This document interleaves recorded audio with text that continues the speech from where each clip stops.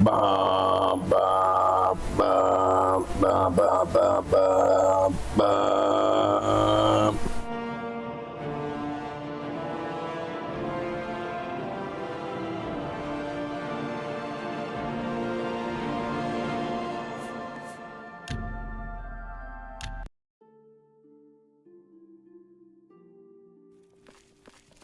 Should you need something, I will be happy to oblige. Thanks.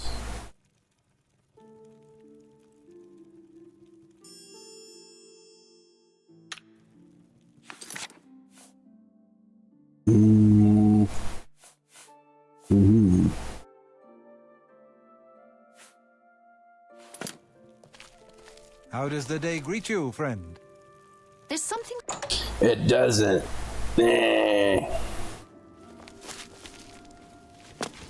Ah, you must be the Arcane University. It makes me think of that meme with the sun that like is rising and then it makes the face.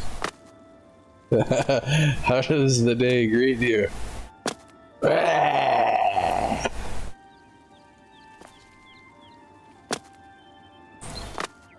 So yeah, I did some testing off stream. I didn't save any of the tests that I did because, you know, I don't want to alter the vanilla aspect of it. I mean, like I could do just like the one command in the console and change anything that I want it to be to anything, like, you know, any of the skills or whatever stats, or, you know. But in order for me to hit the Fellow Magister, the godlike buffs, I have to summon a scamp, and I have to hit the scamp with 100% spell reflect, and then bounce all of the buffs off of the scamp to have all of my buffs be ran through the stacks of weakness to magic. Let me know as soon as you discover anything else. Oh, and best not tell the others. And the advantage of doing it that way compared to the other way, which the other way is you just cast a bunch of spells that give you, you know, 100 attribute of whatever thing. But combining the two methods and giving yourself 100 of the attribute for 2 minutes times, like, you know, 10. I mean, each 100 spell gets turned into 1,000. Now please continue the excellent work. Says like, yeah, you know, running around at like 9,000 speed or wherever you decide to stop casting the buffs. Ah, you must be the Arcane University's newest addition. We're going through a dungeon, running at like, you know, 4,000 speed with 4,000 strength, and just, you know, bonking everything on the head, like, bonk. Top priority. When you learn more, let me know. Keep up the excellent work, Minister. When I know more, I'll come find you. And then there's that, is like, Well met, guildmate. speed is really, well, no, speed and strength are about the only ones that are really worth buffing. Because strength, if you buff that, you know, by X amount of hundreds or X amount of thousands, like I don't think my restoration skill is at 100 either. It's pretty close, but But little more. What do you need? I've been thinking about our conversation yesterday and decided to consult some of the ancient I mean, that allows me to carry stuff. about everything. I mean, that would allow me to carry even more stuff than I'm able to carry now, and I can already carry the entirety of an Oblivion gate to the person to sell it to, so. Well met, guildmate. Ah, you must be the Arcane Bonk, bonk, bonka-tee bonk. And then, you know, the speed thing for just for fun, running across the map, like,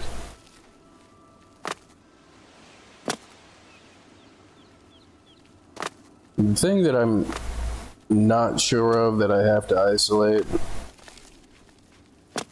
is like, does each one of the buff spells have to have some negative component to it in order for the amplification for weakness to magic to work? Because the developers went through and specifically patched out the ability to just make a weakness to magic spell and cast it on yourself and then cast buffs on yourself, because, you know, I mean, that's kind of like a little too cheesy for the game. Like, why even bother doing anything in the game if you're just gonna do that? Like, I mean, you still have to put in work to get to there, which is kind of frustrating, but the workaround that they haven't patched is if you bounce the spells off of something else, then it does get amplified by the weakness to magic on yourself.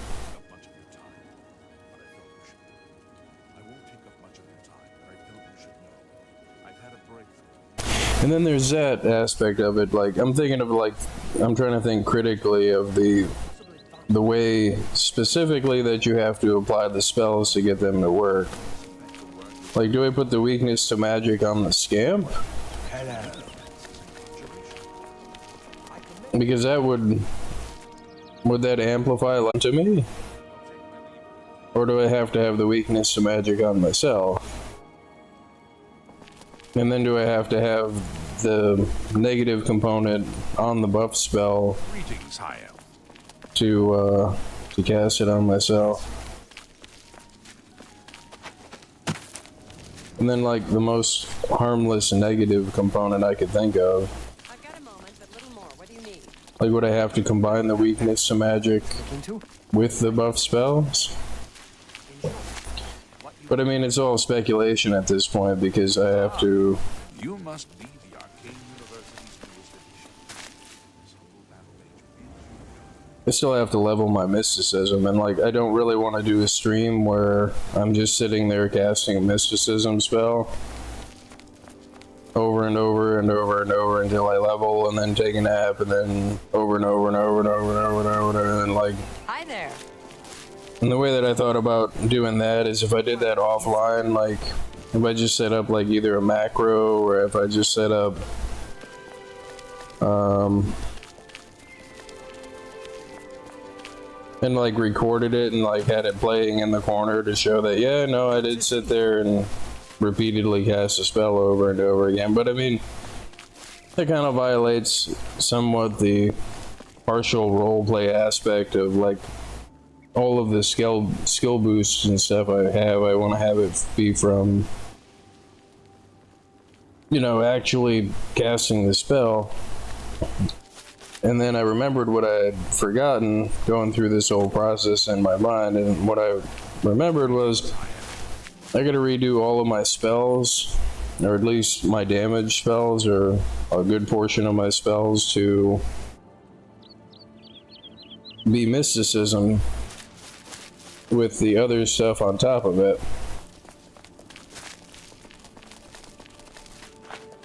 Because then I'll just passively level my mysticism as I'm, you know, as I'm going through the game. Like, it counts as a mysticism spell, so I mean, I'm getting casts in that school of magic. I think I did the same thing with, like, other stuff just on this stream, but I mean, I'm on, like, stream number 40 or 38 or something, and yeah. So I go through and check. Oh, and just so I've said it, is if you select the all version, this is like the all spell schools, or all spell, open and close the book, it'll always go to that spell. So if you want to check whatever the specifics are on your bar, you know, 40 streams in, right? The other thing I have to do before I forget is I have to I have to redo this spell. So the prefix is going to be heal. So anything I change it to from there, it goes. I'm just going to call it heal M-0. It's supposed to be a mysticism spell. Mysticism. And we're already up to 50 mana. I still want it to be cheap though, too, like. But it has to count as mysticism. Okay, so that's mysticism 25. And it is gonna kinda nerf my spells too.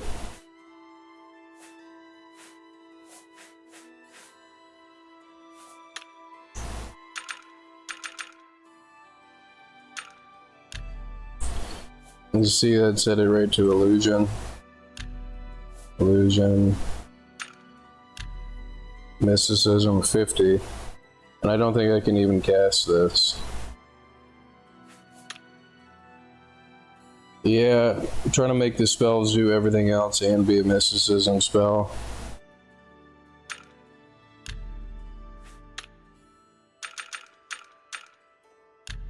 And have them still be effective. Yeah.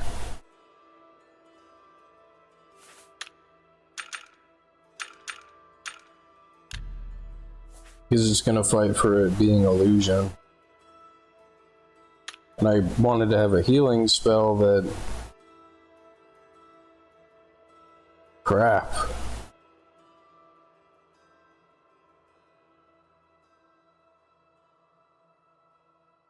Yeah, it might not be possible, the thing that I wanted to do. So I wanted a healing spell that was just a healing spell that made me invisible for a long time.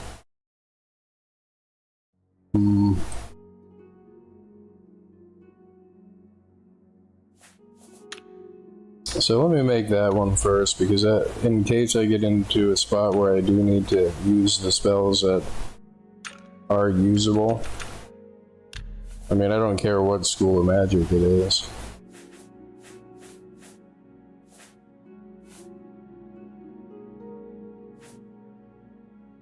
I think my resto is at 80.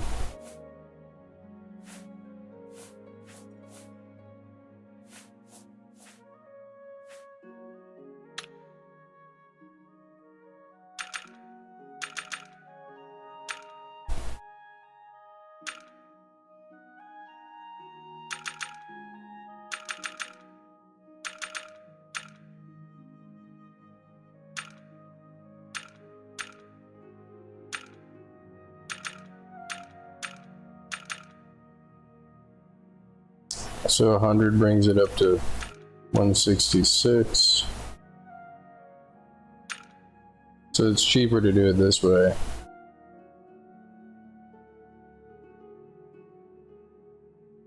But again, that's too expensive, so...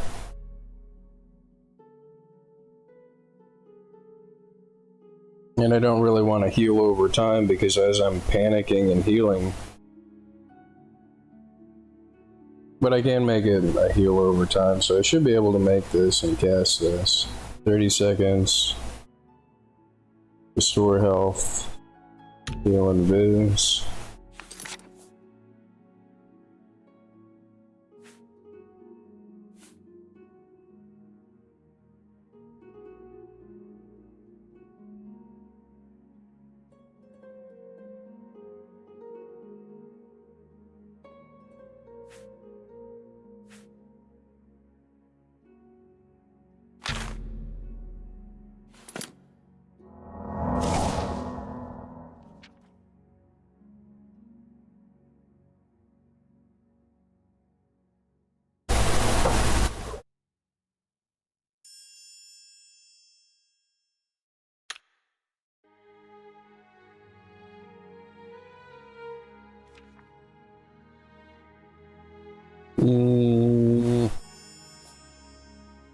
What other stuff is mysticism?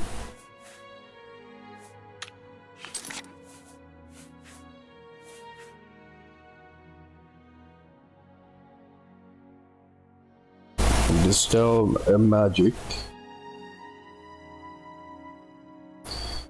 Absorb and reflect. I don't think I have any spell absorption spells I can cast.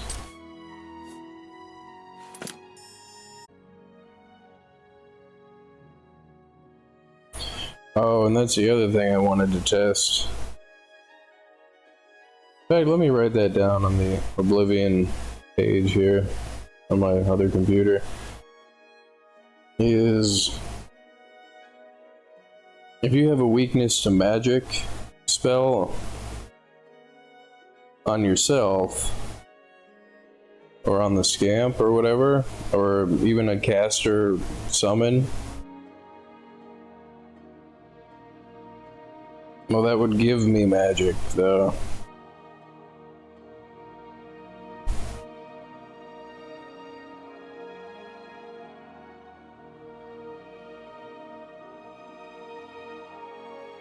Well, I guess if I summoned a flame Atronach or a frost Atronach, or any one of those, and then, you know, poked it with a dagger a few times to make it angry at me, and then cast it. But the problem is spell absorption, I don't think. No, it is a spell that I can cast on myself.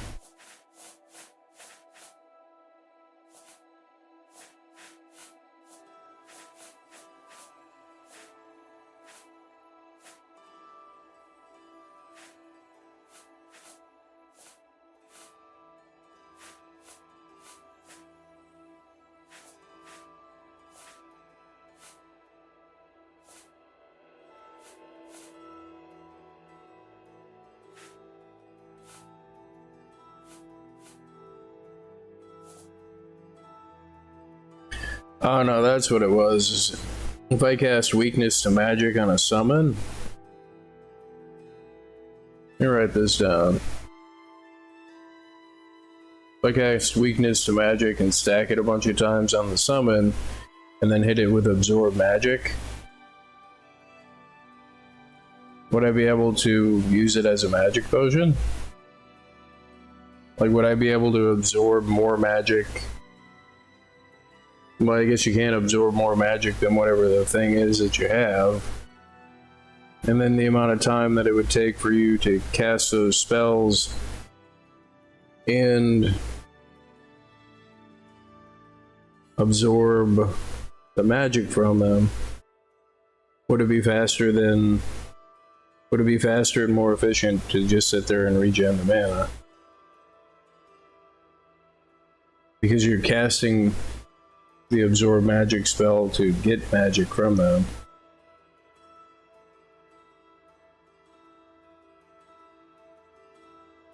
I mean, as long as I guess it's a net amount, but then the problem is whatever you summon to cast the magic thing on only has so much magic. So if you can only drain so much magic while summoning the thing that you're draining the magic from before it's out of magic, and then it's like, with the limitation on how much magic stuff has, it's probably just easier to drink a potion.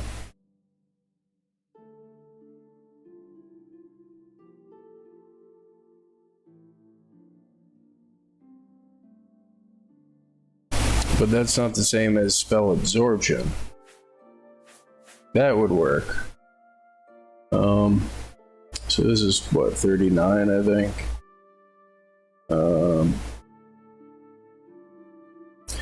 Test spell absorption for gaining mana from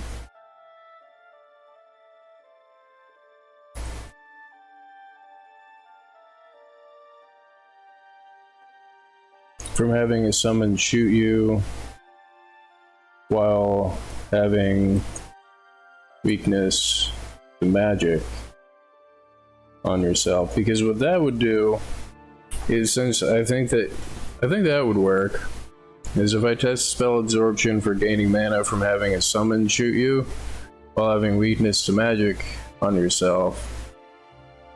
It would amplify the damage without amplifying the cost of the stuff from the summon.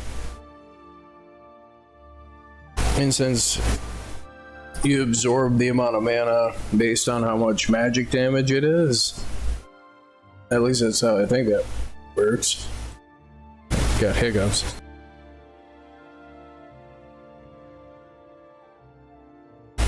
You could turn a really cheap summon that shoots magic at you into something that restores your magic throughout a fight. But I mean, they would have to, you know, successfully hit you with their spell repeatedly. I mean, that's like some warlock stuff there, but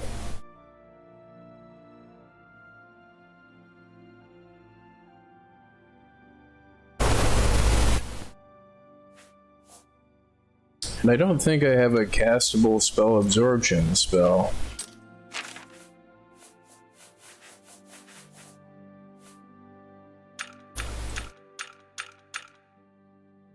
Buoyancy, vanish, Aegis. No. I don't think I have spell absorption. Oh wait, I do.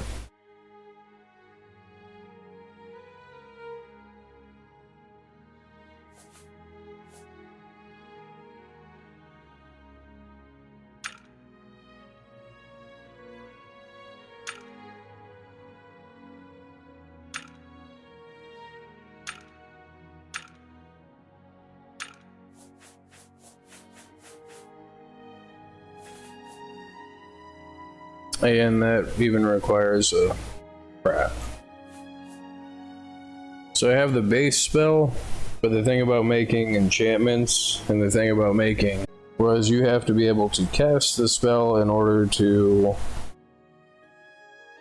You have to be able to cast a base spell that you have in your book before you can make spells with it, which that makes sense. It's inconvenient, but it's fair.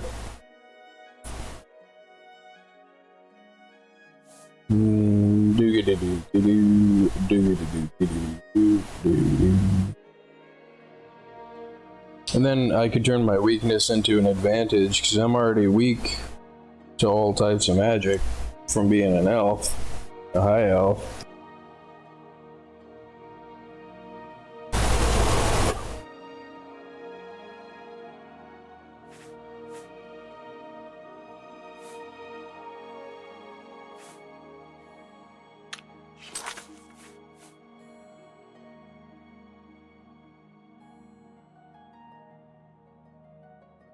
Have a telekinesis spell that doesn't do anything just for the sake of.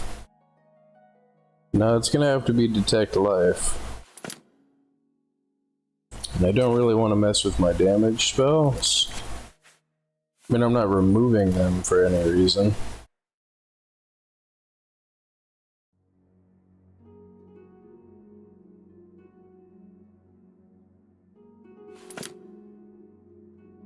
I mean, they'll still be in my book for me to use.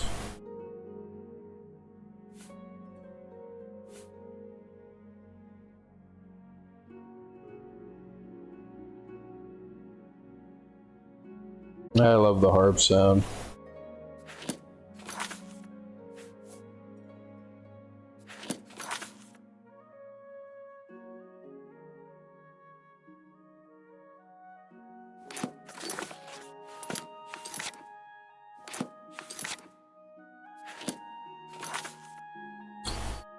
Destructo.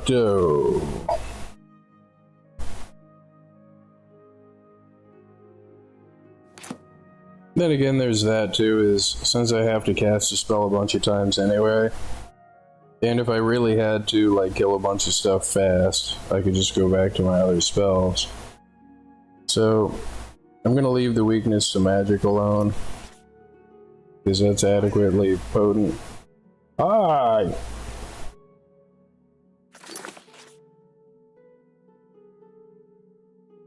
And since I have to cast it a lot anyway.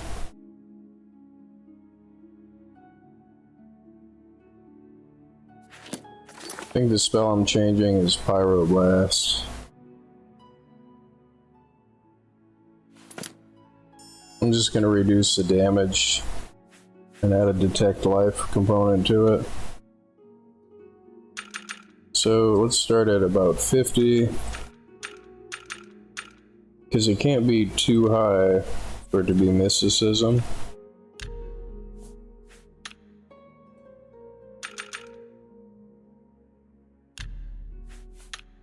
Yeah, it's not.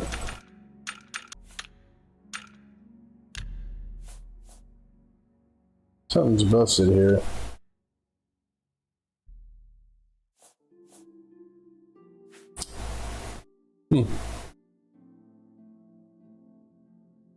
But then they're like,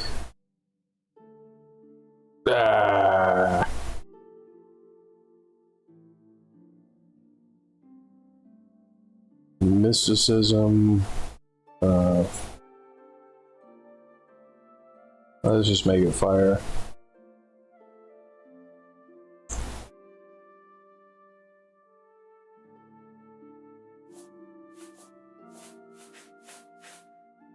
Oh, I did way off. Yeah,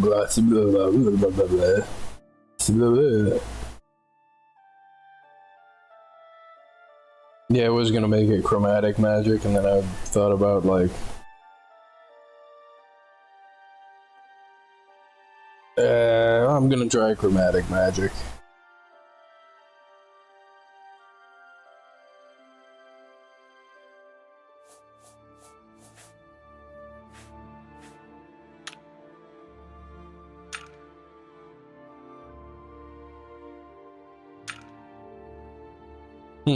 Has fire damage to myself. You know, I wonder if I could, let me write that down.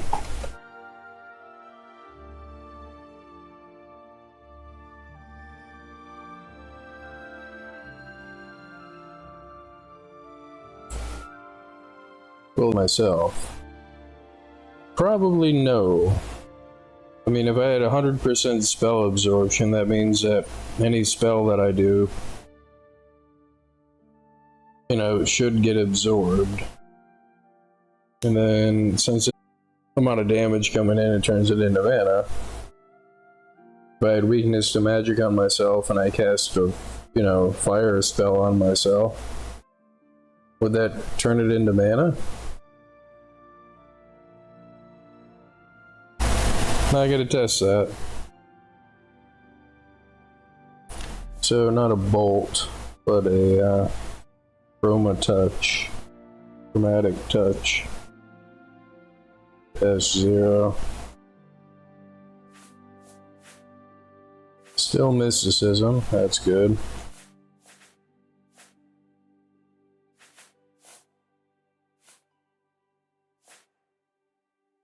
Invisibility.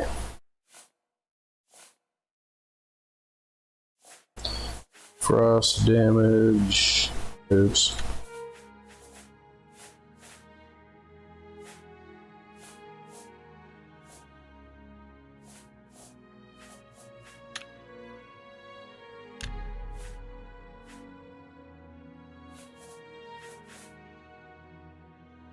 And the benefit of chromatic magic is not only are you hitting them with every type of magic,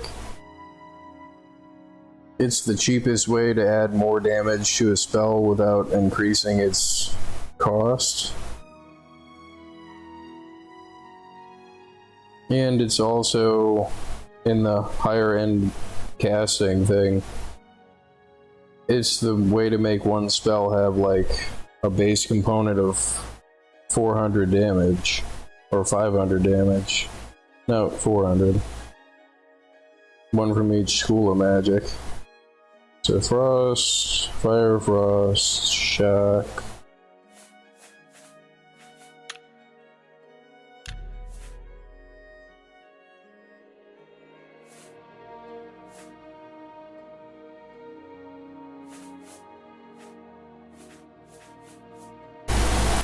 Damage HP. Still mysticism, looking pretty good so far.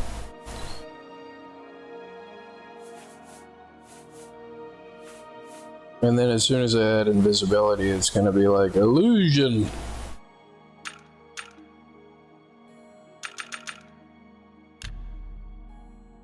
Yep, mysticism of 50, and I don't think I can cast that.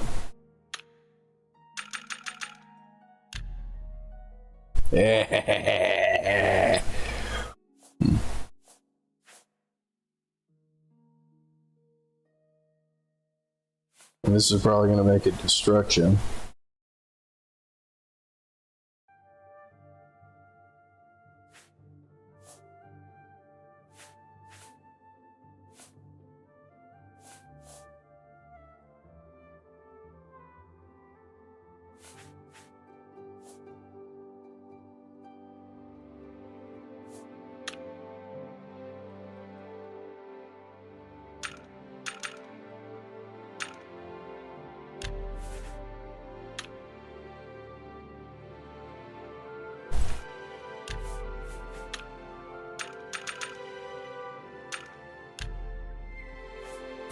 Nope, it's already at 50.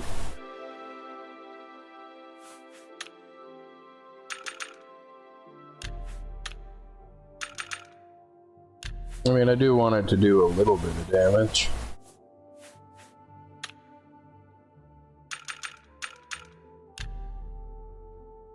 And now it's illusion.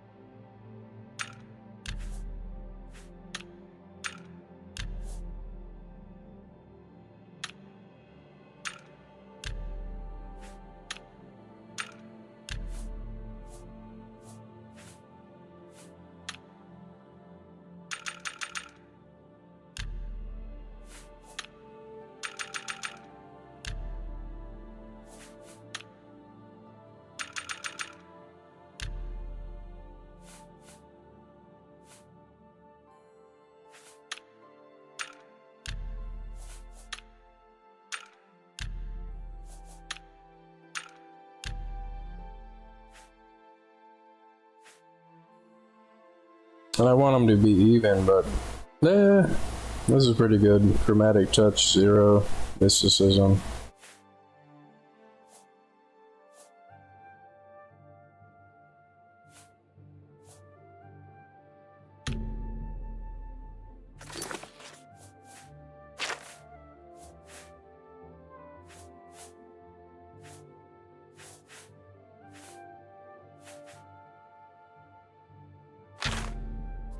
If I leave everything else, like if I still wanted to kill the crap out of everything, I still wanted to kill the crap out of everything, I could just do 4 weakness to magic. And if I really got in a pinch, I could just hit him with the 2 weakness to magics. But my main damage spell now is going to be Chromatic Touch.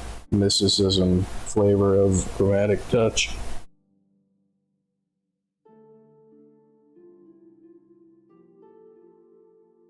And that's what, 12? And that's still 17 damage spread across all schools of magic, so.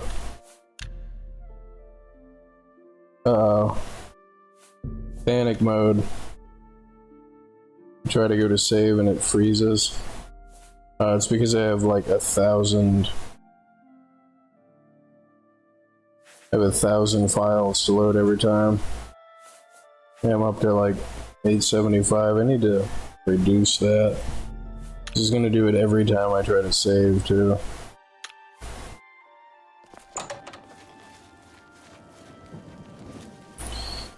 And since I can't cast Spell Reflection until I have my Mysticism You've got some nimble fingers. over to where I can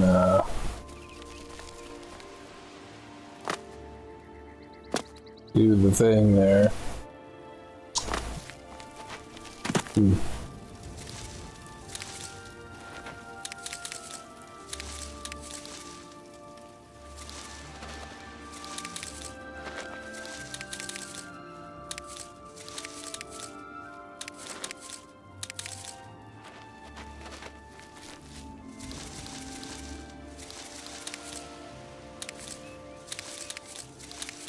This is so bright.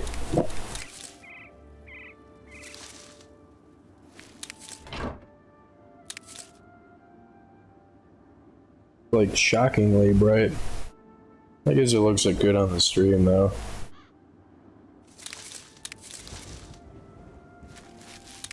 Get people coming in the stream like, kill all the bosses. We're here for the action. Kill all the bosses. Like on a Terraria stream. You'd be in the middle of like, you know, trying to design some machine or something.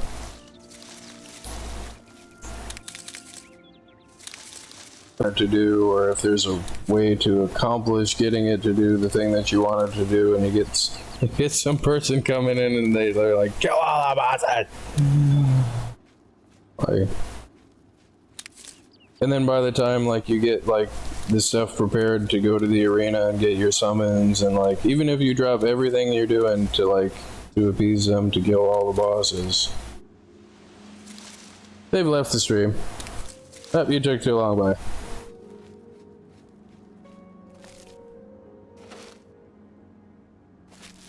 All of the bosses. I can never remember the character's name, but the voice that I do kind of reminds me of the character from Jimmy Neutron. Is it Sheen? It's Sheen. It's not Shane, it's Sheen.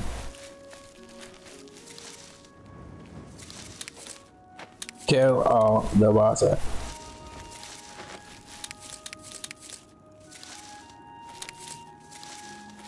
Oh, playing Flower Picker Simulator here.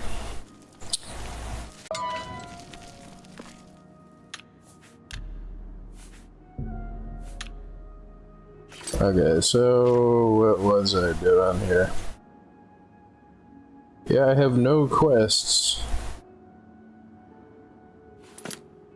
I mean, I haven't done all of the quests, I just don't have any. You look like a bright one. Thanks. I hope I can. So, no, I guess that's everything. I believe the rugged climate of Bruma suits Narina Carvain. She's tough and cold, but you always know what to expect from her.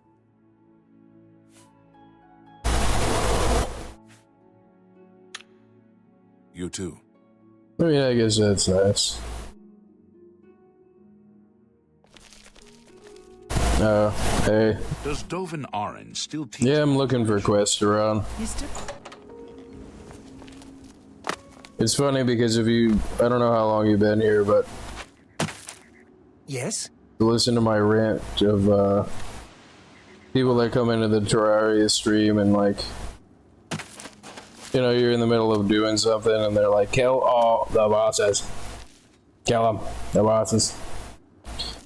Like you're building a machine or something. Like, I know it can be boring to watch, and I don't say that, you know, I understand that, but like,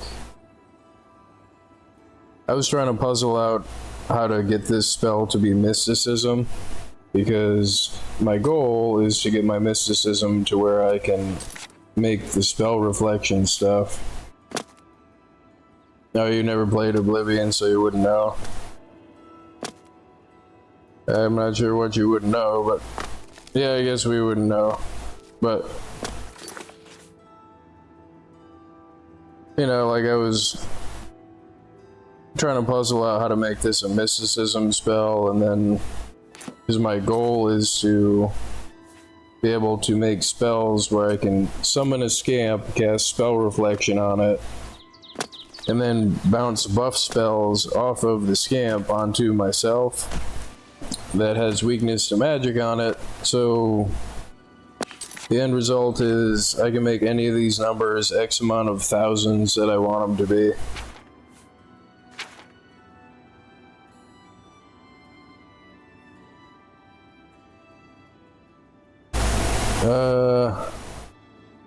Oh, you wouldn't know what the quests are?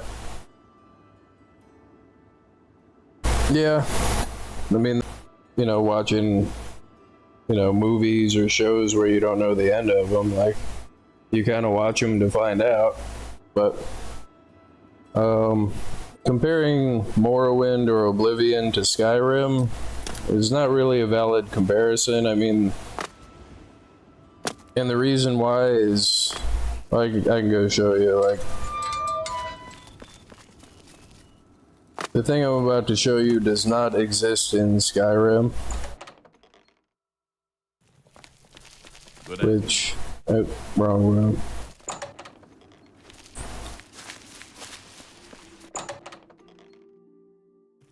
Like these altars.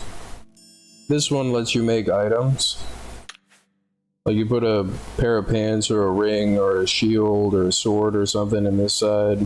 You add a soul gem to it, and then you can add magic to it. What if I grab these pair of pants here? You can name it whatever you want it to be named. You can put soul gems on it. Like the higher soul gems give you up to like 10 boost for an attribute, or like. But what I've done is I've made sets of armor that boosts a particular stat. So every one of these that you see with a 0 dash in front of it, like, I made all of these. And that's something that doesn't exist in Skyrim. Like, you have to go out and find an item that has an attribute on it.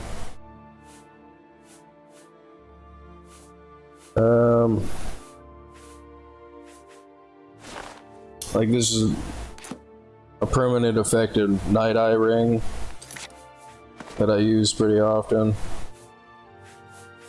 Like if I put on my speed suit here,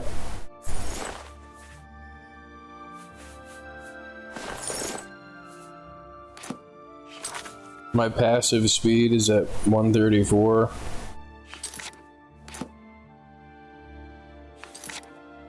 That's not the right button.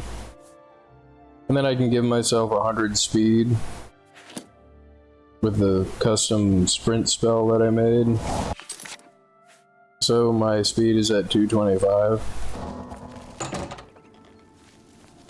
Hello. Plus it makes me invisible.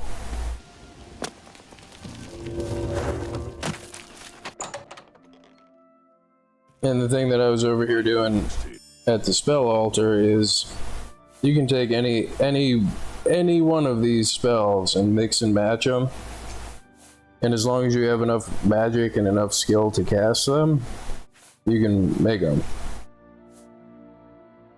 Which that fundamentally makes Skyrim a different game. Yeah, I know, that's totally the point of me showing you, is like, it's a shame that you couldn't do any of that in Skyrim. What do I owe Which, like, what can I mean, it's enough to make me, like, reluctant to ever even play the game. You look skilled. I mean,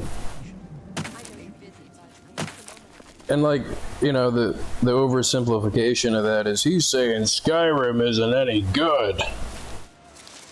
He doesn't like Skyrim. It's like, no, that's not what I'm saying. Like, what I'm saying is the whole time that I'm playing the game, I would just constantly be thinking to myself, like, it's just so much more fun to be able to make your own spells. Like this does every aspect of damage. You know what I mean? And then there's this, of the way the spell system works is you can make copies of a spell. Like, where is it? Like, see how this gives me 20 acrobatics for 2 minutes? This thing does the same thing, and that thing does the same thing. That does the same thing. Well, since they're titled differently, they have different names, they all count as different sources of magic. Yeah, that's the other part of it too, is the mods. I'm sure that there's a spell creation mod, so like, I don't like to go into a game and play it not vanilla, because I try to appreciate the intended way that the game was played, but I'm so hung up on making my own magic that if I ever did play the game, which I probably will, because it does seem like a fun game, I would probably play it with the spell creation mod. Like,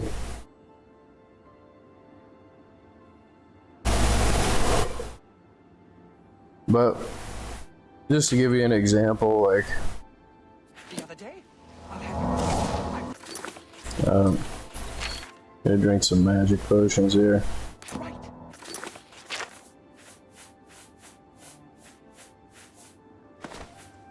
Where is it? Speed.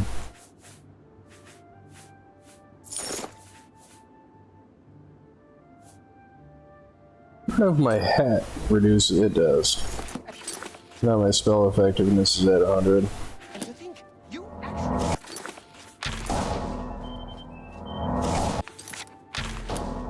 That just goes to how little we really know. Arts Magica. Balls and frostballs. This might take a little bit, but as soon as you see what I'm doing, you're gonna be like, what? Well met. But the initial... Quite a... What is these? When I have some more information. Your work never ceases to amaze me. I can't tell you how much it means to me that you'd share your... So, Sproy?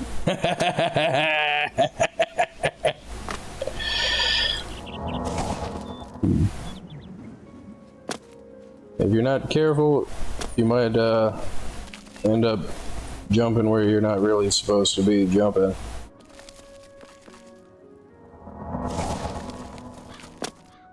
Whee! Yeah. That's not good. What does this say?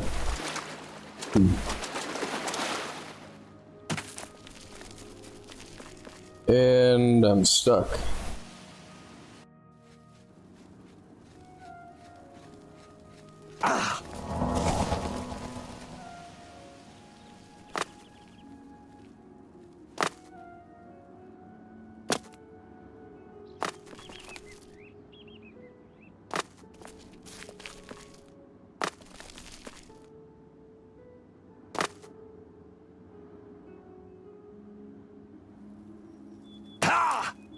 Dead.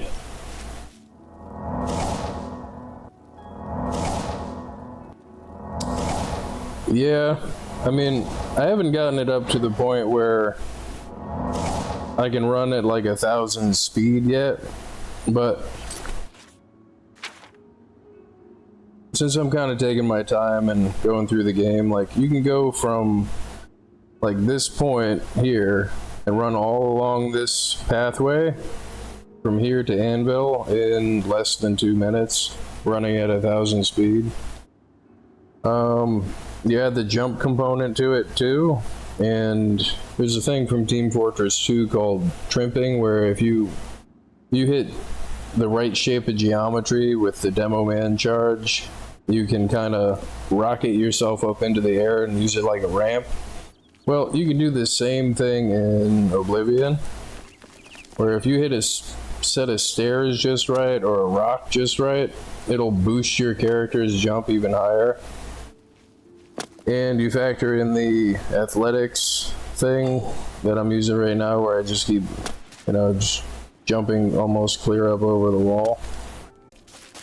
Well, I was doing that, and I was running from the Imperial City over to Anvil, and I was mid-air running at 1,000 speed, and the jump put my fatigue at like negative 15,000 mid-air. I didn't die, but I passed out moving at 1,000 speed, like, you know, almost a mountain's height in the air. And then when I hit the ground, my momentum carried my dead body rolling all the way to the gates of Anvil. like, this was years and years and years ago, but, and I don't have it recorded anywhere, so, like, my goal is to try to replicate that. I mean, I probably won't ever have it happen again, but, like, yeah, my fatigue hit negative 15,000 midair. My dude passed out, and I hit the ground and died, and I had so much momentum, and I managed to get lucky enough to not hit anything that stopped my character, but I rolled all the way to Anvil, and then bumped into the gates. It was hilarious. Yeah. No, I have never played Skyrim, is what I'm saying. Like, not that I wouldn't play Skyrim. It's just, I would probably have to play it with the spell creation mod because it's like my favorite part of Oblivion.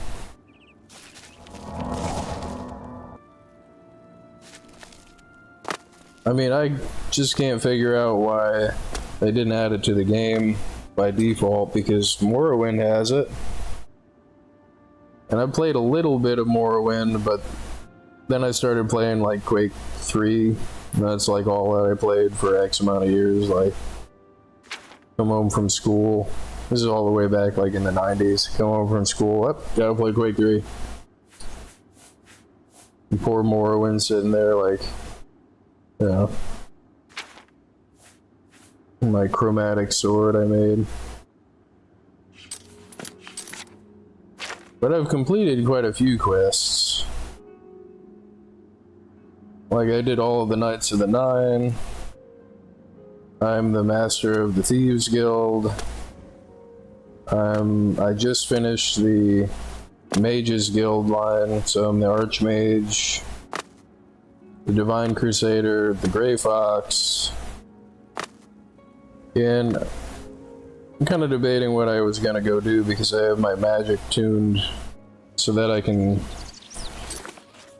do my, you know, I could do damage with this spell, but it counts towards leveling my mysticism. My hair that's so pink, you know, like a graphics artifact. But I think I'm gonna go do the arena. I think I'm strong enough to go do the arena relatively easily. Because the thing that I've been avoiding doing, because I don't like working with other NPCs, because I always accidentally kill them. Like, if Mr. Dude here was a bad guy, and I had a NPC working with me, like, they invariably You must be the arcane go right in between whatever you're trying to hit and the thing that's trying to hit you. So, like, if you're casting a pyroblast spell, like, they get clipped with this thing, probably accidentally kill them. Like, yeah, there goes the quest. It killed the dude I was supposed to be questing with. And it's kind of like ties into the D&D joke of, like, you know, the wizard uses fireball and kills everybody.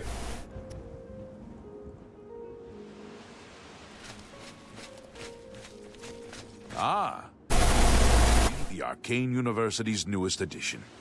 It's so limited. Well, My pleasure. A pleasure. limited. Oh, I guess he's going to bed. I was going to show you the spells he sells. Limited is one thing. Like, they give you X amount of spells that are already in the game, and that's that. That's one thing. What Oblivion has is pretty much, well, not infinite, because there is only so many combinations of every different permutation of spell. But it's a lot. It's like a lot.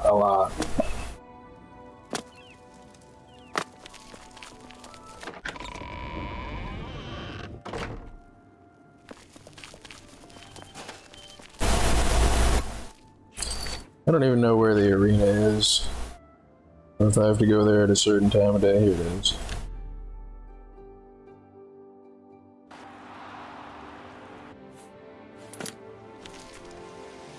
Hello.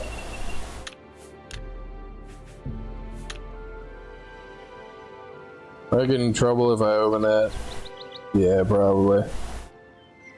So, he looks like the only person to talk to.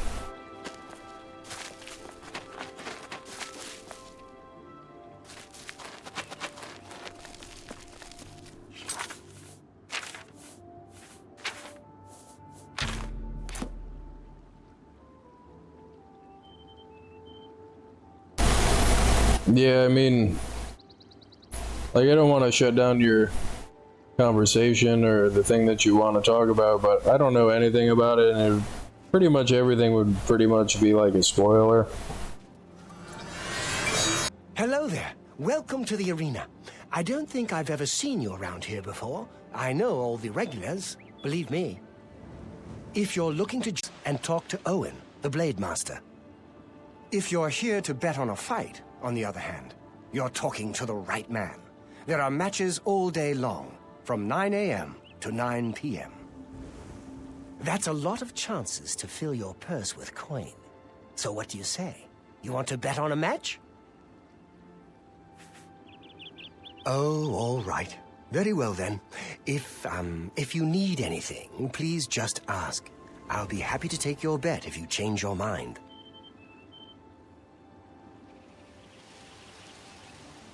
No, I mean, it's pretty easy if you don't talk to anybody about it, and you don't, like, look stuff up.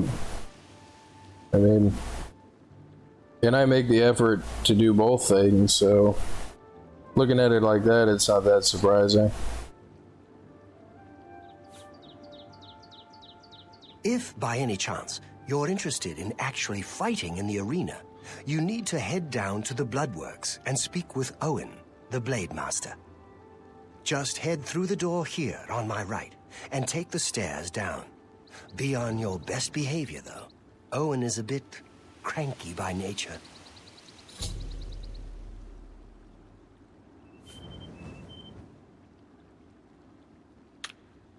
Have a good day now.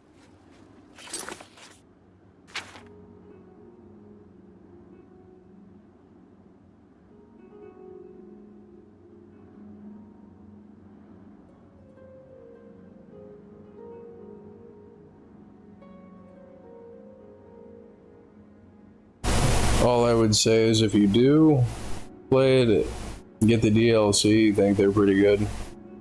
Well, thank you for the suggestion. Thank you.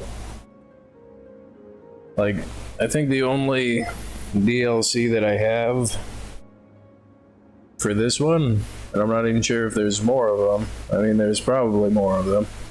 But again, I don't seek out information unless I either have to or want to. But I do have the Shivering Isles for this, which I am going to do that too.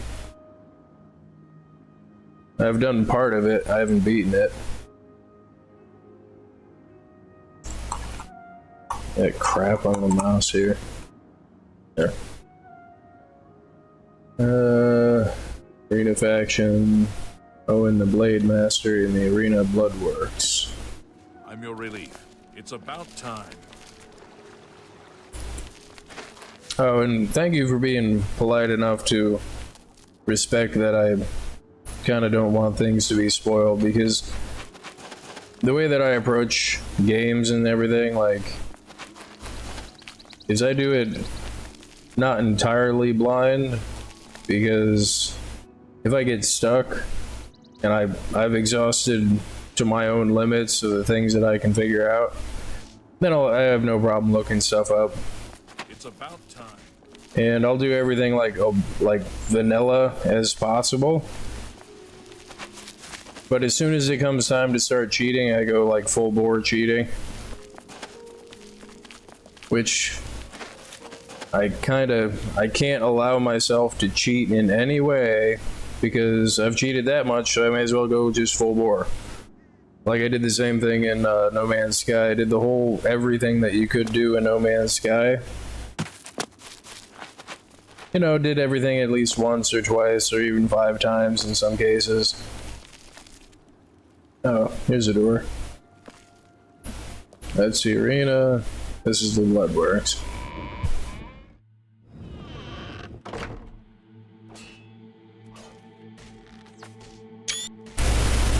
And I'm not sure how long it was, which, oops. But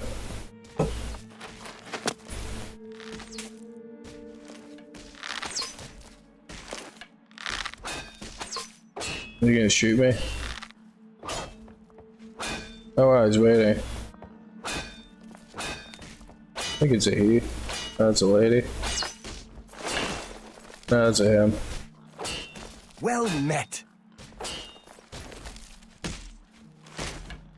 Oh, and No Man's Sky, like I got the save editor at the very end of the stream. Dancing piggy. Piggy, piggy, piggy, piggy, piggy.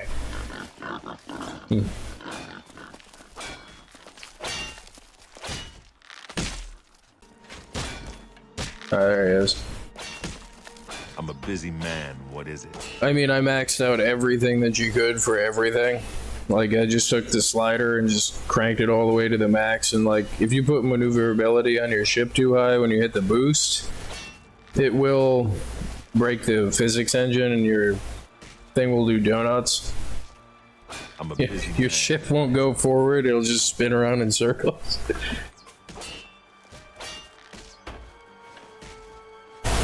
Do I play any other Bethesda games like New Vegas?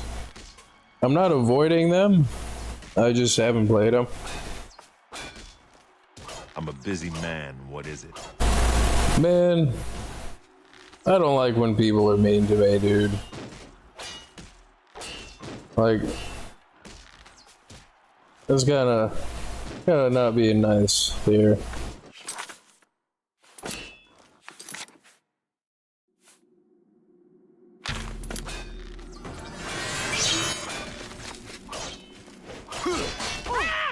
Look out! Do your work. I just mind control him and frenzy him so he'll go attack everybody. What's the matter, getting tired?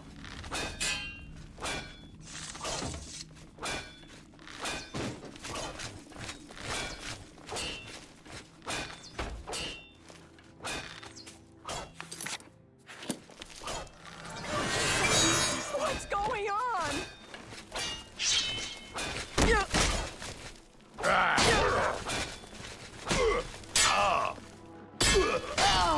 What? I don't know who you are, friend. About 10 seconds to tell me what you're doing in my bloodworks before I lop your arms off. That's nice. I'll be going now. Hope you didn't miss out earlier this year. May knew all the DLC. I mean, I'm not sure. I was probably muted because but no, I haven't actually played any of the games for New Vegas. I'm not avoiding them. I don't really have an opinion on whether they're good or bad because I haven't played them. I just haven't played them. I mean, they're probably pretty good. A lot of people seem to like them.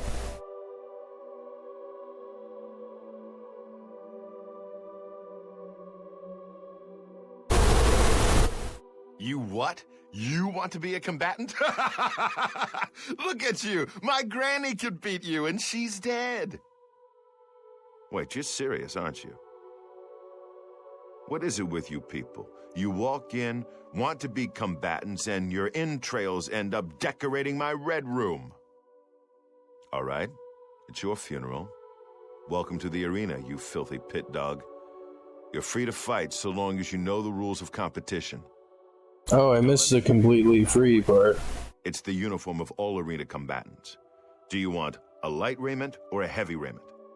Thank you for clarifying that.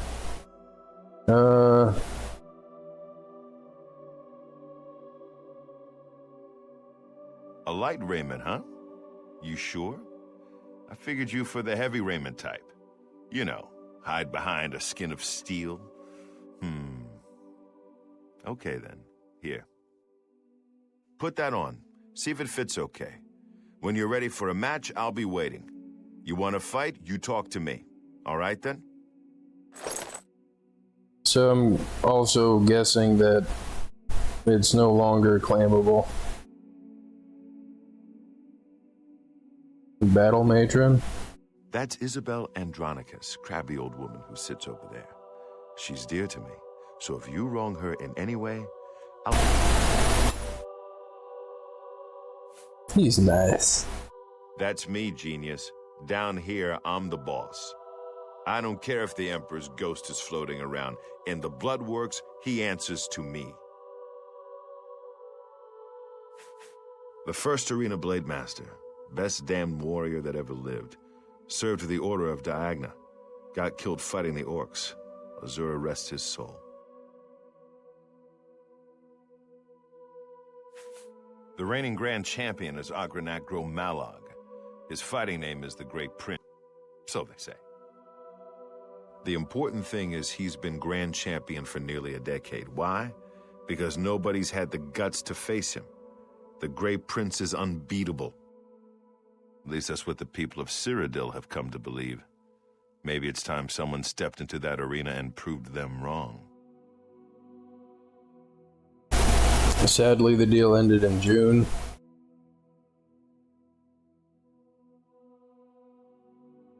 But if you enjoy how these games play, then I'd certainly enjoy Vegas, so thank you. I mean, I do appreciate the recommendation.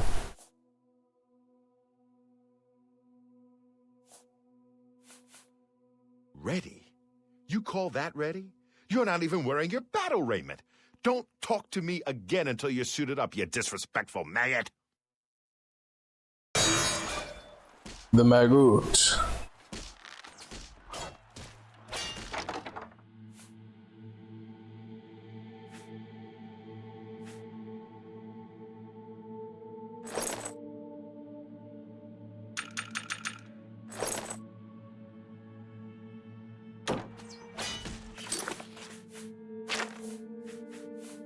The Magoots.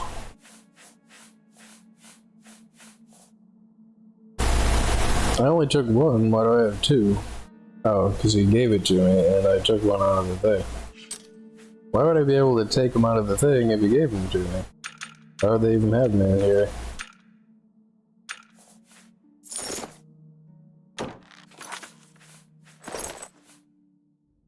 Yeah, that looks goofy.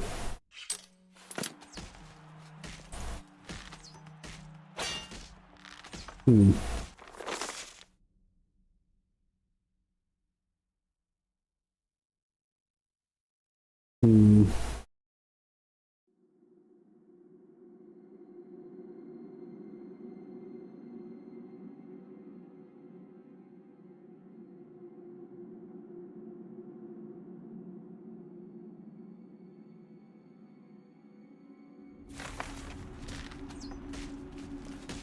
I would take that, except I'm pretty sure that, You haven't run home to Mama yet, huh? might break something. So, you ready for a match, or do you just need some information?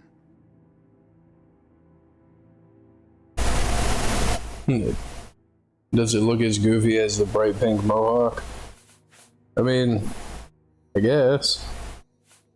Rules of competition. Blue team. You fight against the yellow team. In order to fight in the arena, you must wear an arena battle raiment. The battle raiment covers your entire body. You can use your own helmet, shield, and weapon, so choose those items wisely. The battle raiment's already enchanted, so you can't muck with it.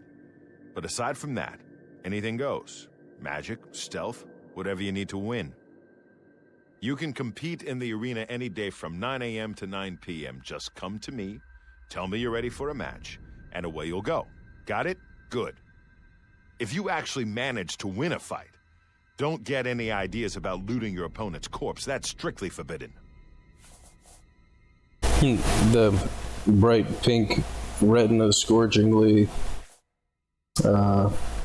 pink mohawk there. I heard a rumor that you're an idiot. Any truth to that? I think I like this guy. Gotta move on.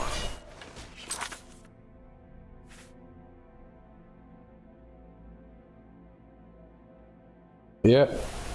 Can't even call them short shorts.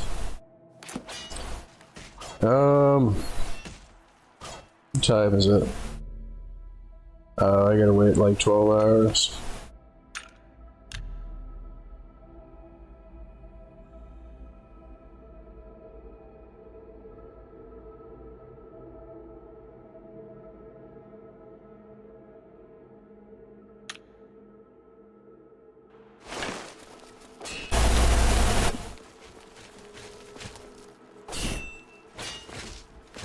Whoa, I'm a busy man. What is he's swinging at. Pretty sure I don't have to talk to her. Don't have to talk to this guy. What's this lady doing? And who in Shinji's name might you be? Look, if you're a spectator, go upstairs and talk to the gatekeeper. This ain't no damned peep show. And, oh, I see. So you're an arena combatant. Well, isn't that nice? Now get out of my face!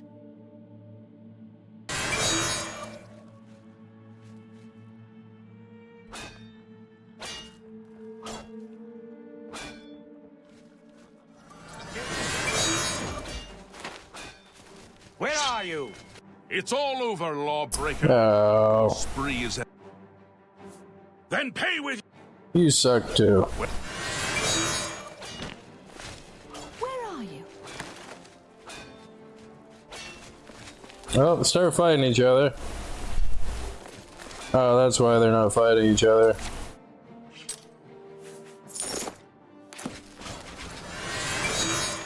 There it goes.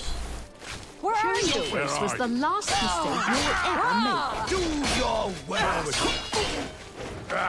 Where are you? I've fought mud crabs more fearsome than you!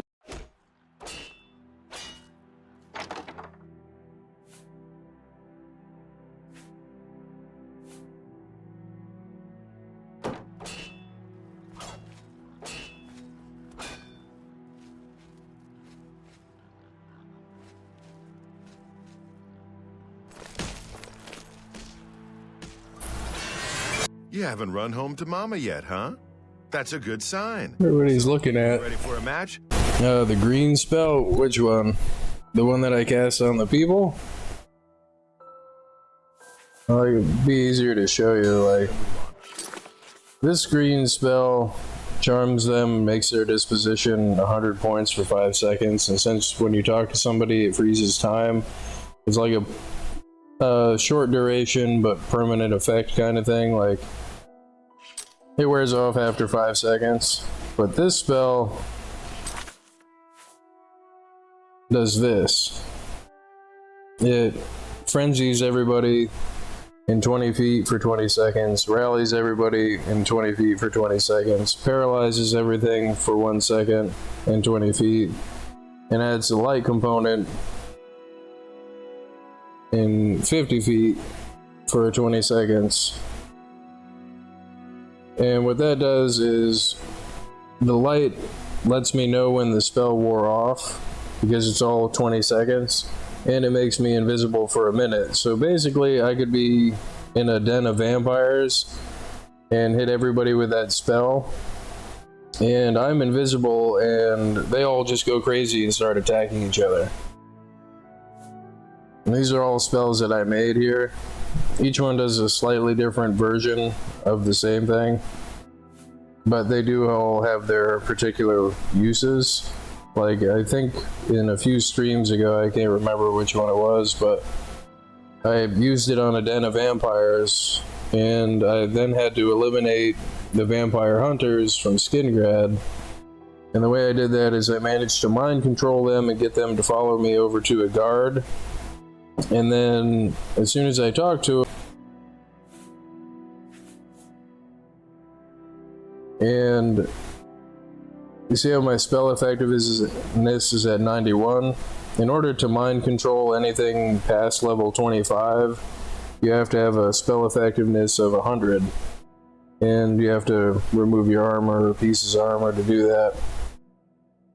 But where is it? Mind Bomb. This spell is also kind of like a pause thing. Like, I could be getting totally beat up or get over encumbered in the middle of a fight, if things go slightly awry, because I usually go in and like assassinate stuff.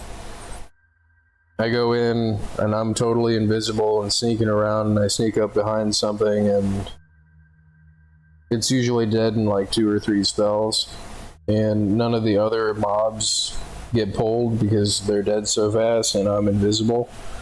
But in the event where I get caught out and one of my feather potions wears off, because I usually go into an Oblivion gate or into a cave, and I carry out every single piece of gear and go and sell it. You know, through magic I'm able to carry that much crap.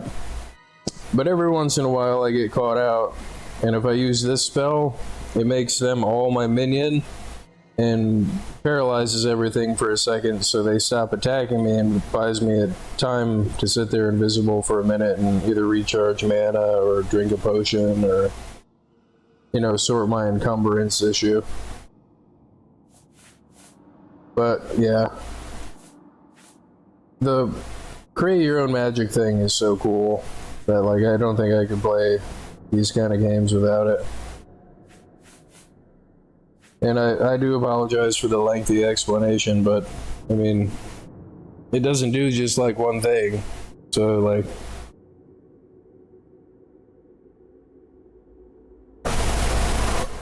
what was I doing?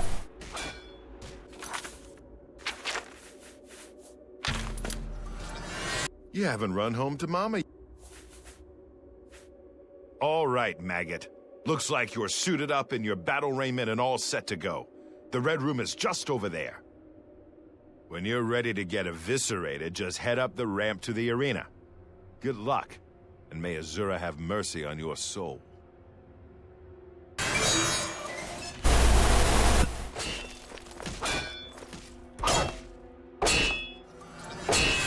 Hail, friend. I don't believe I've ever seen you down here in the Bloodworks before. Allow me to introduce myself. My name is Agranok Gromalag. Most people just call me the Grey Prince. It's kind of silly, I know, but the people of Cyrodiil need heroes. I'm more than happy to oblige. Ah, so you're an arena combatant. It's always good to meet a fellow warrior, especially one who isn't here just to kill the Grand Champion. I'm the reigning Grand Champion of the arena, you see. Once you become a champion, you'll need to challenge me for my title. It's a fight to the death, so if you progress that far and want a shot at the Grand Championship, you'll have to try and kill me. Yes, it's what everyone calls me. I guess I'm partly to blame. I have never made it a secret that I'm actually only half orc. I am a lord's son, yet I've been denied the noble privilege, noble in my own right. Still, if I could prove who I really am and show the world that an orc can be noble in blood as well as deed, maybe, yes, you could help me. I grew up here in the Imperial City, but I was born elsewhere. My mother was a servant in the employ of Lord Leviticus and resided at his fortress. Lady Leviticus was a shrew of a woman. The Lord and my mother grew close and ultimately fell in love. I was the result of their union. When the lady learned of my birth, she was furious and threatened to kill both my mother and me. So we fled, leaving my claim to nobility behind.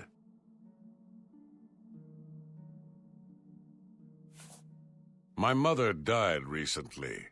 Before she passed, she gave me this key and told me it would unlock the truth at the place of my birth, Crowhaven.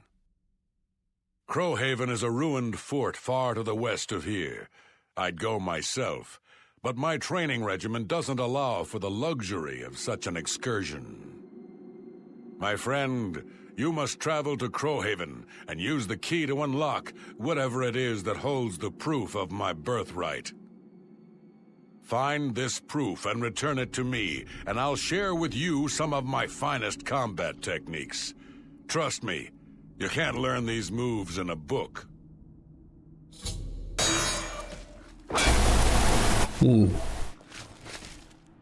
So what is the quest called? Origin of the Great Prince.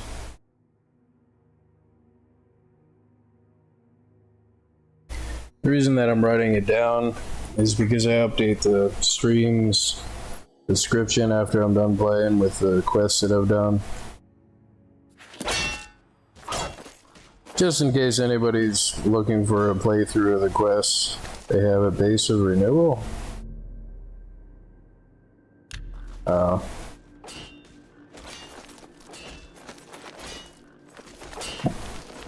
Burger.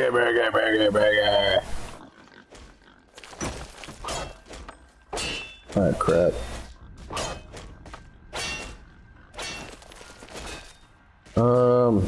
So I guess I go this way.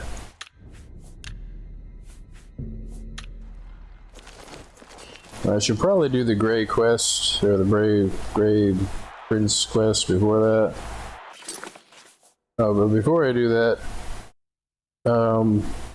through feather spells and strength spells and my strength armor suit, I'm able to carry tons and tons of items and sell them for like 1,200 gold a pop. So that's why I've got 488,000 gold. I haven't cheated anything into the game. Good people of the Imperial City, welcome to the arena. For this match, we've got some fresh meat, 2 brand new pit dogs. So let's not waste any time.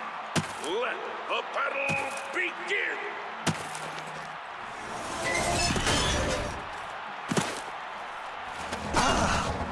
He was here a second ago.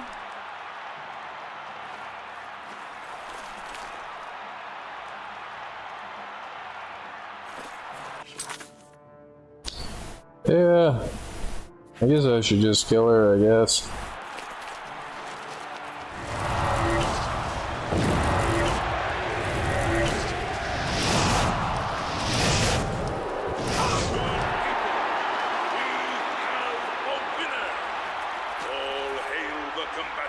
From the blue team, Victor from the blue team, leave the arena now and rest. You earned it. Yeah. I do lots and lots of damage. I haven't done it on stream yet, and I did it years and years ago, but I did make a sequence of spells that buffed my character's mana up and buffed my intellect up and everything else. And then I one-shotted an entire room of liches, and I made them gib. They exploded.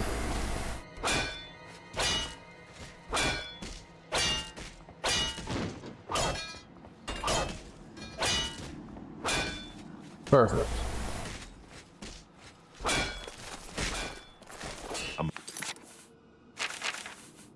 Busy man, what is it? By the 9 divines, you did it. You actually won. You ain't so bad after all, pit dog. You may even survive enough matches to advance in rank. Here, kid. This is your payout for the victory. There's more where that came from if you can keep on winning. Now go unwind before your next fight. So, what does unwinding mean?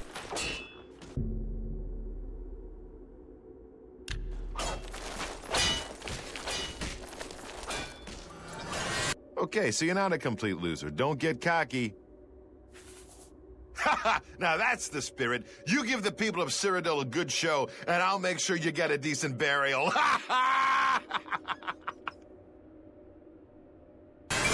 Okay.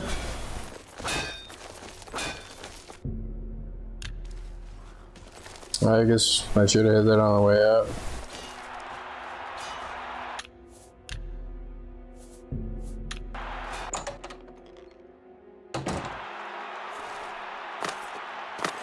Good people of the Imperial City, welcome to the arena. Who will the pit dog from the yellow team or the pit dog from the blue team? Let's find out. I didn't know you could do that.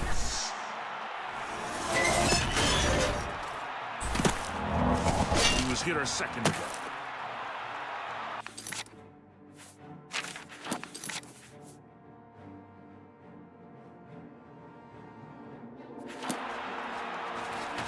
I think I'm gonna take my time and level my mysticism on this guy.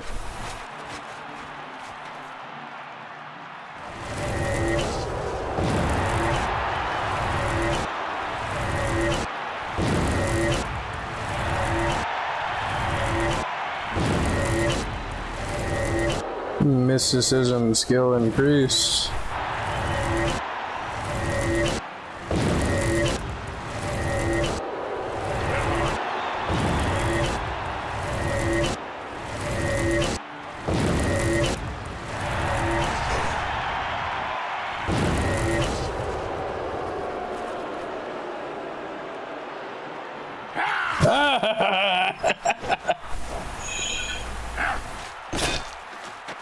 Uh-oh.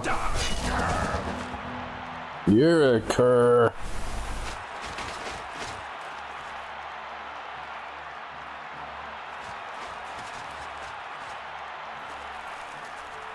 Yeah, pretty much invisible like all the time. I mean, the custom class is even named Spy. My dude's named Sandvich. To pay homage to TF2.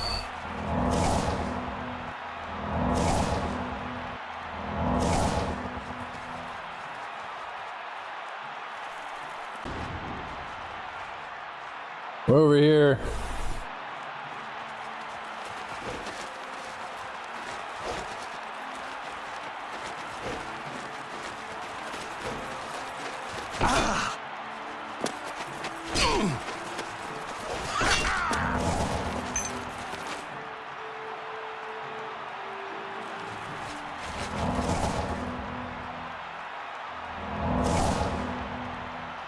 Alright, that's enough.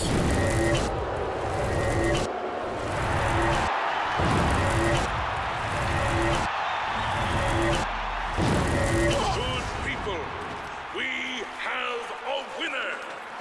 All hail the combatant from the blue team. Victor from the blue team, leave the arena now and rest. You earned it.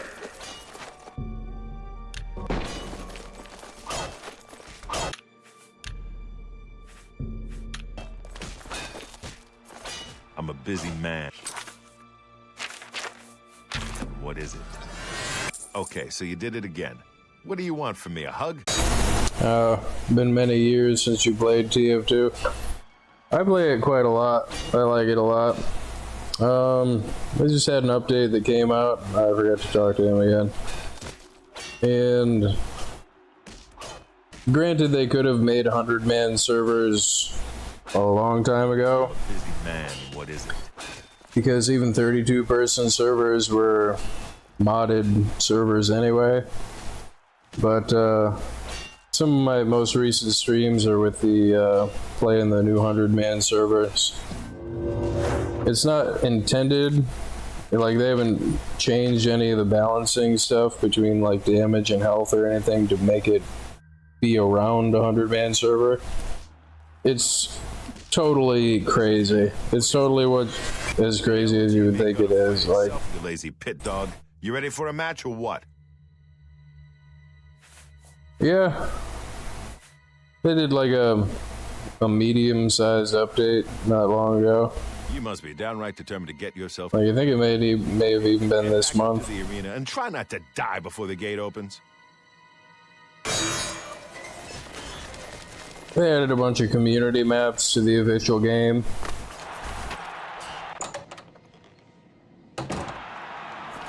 I mean, Good people of the Imperial City, welcome to the like, as much as I enjoy playing these kind of games, for a bloodbath. I really like playing shooting games too. Of this match, And I'm pretty good at them. I've been playing them since like the 90s when they came out. show us what you're And playing them like pretty heavily.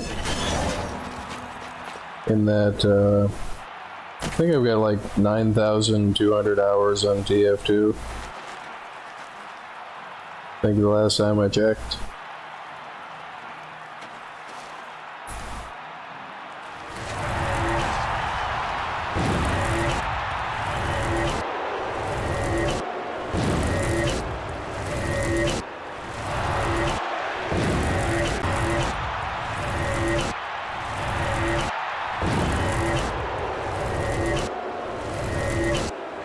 Where are you?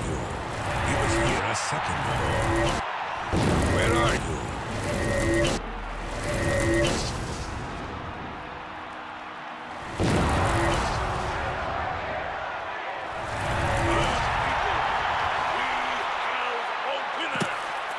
All hail the combatant from the blue team. Victor from the blue team. Leave the arena now and rest. You earned it.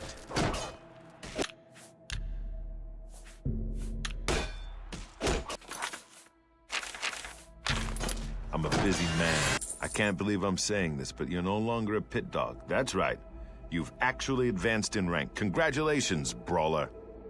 I mean, I'm kind of less concerned with like. You know what Brawler rank is worth around here? Well, let me let this guy talk. Face it, kid, you're still a maggot. You need to keep fighting if you want to be somebody.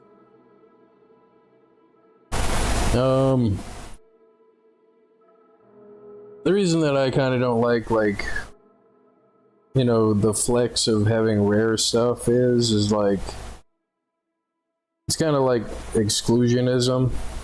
I think that's a word. I think that's a term I'm searching for. It's like, it's kind of like for the sake of having something because other people don't have it kind of thing, which, you know, that's cool and everything, but it's also a little bit like, not cool. I mean, I do have some stuff that isn't in the game. I mean, I do have, you know, I do have some pretty cool loadouts. I mean, I like them. I like them especially because, like, you know, I didn't buy them. Most of the drops that I have are either drops or just from farming items to make metal to make hats. Like, that's a little bit more significant than just buying a skin or something, but I do appreciate that people do like that. Like, but the downside of that, like the worst case scenario of that is like, you know, in the game like Rust, the banana gun, you know, the banana skin is just a yellow skin for the Ioka. I think that's like $50. I mean, that's only just for the sake of, you know, money. I mean, like.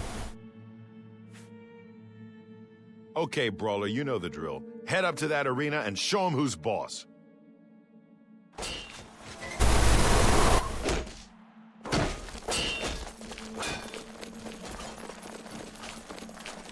I mean, there's not really like any skill involved with getting that, like. Good people of the Imperial City, welcome to the arena. But on the other hand, like in games like World of Warcraft, where Brawlers, let your skill in beating a boss or beating a raid at a certain difficulty and having those items, like, that's brag-worthy. Like, you had to be able to kill the boss to get the stuff. Like,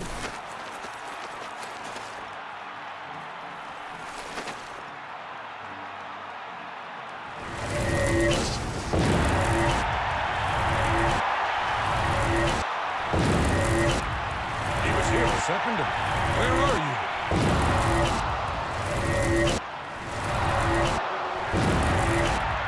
He was here a second ago. He was here a second ago.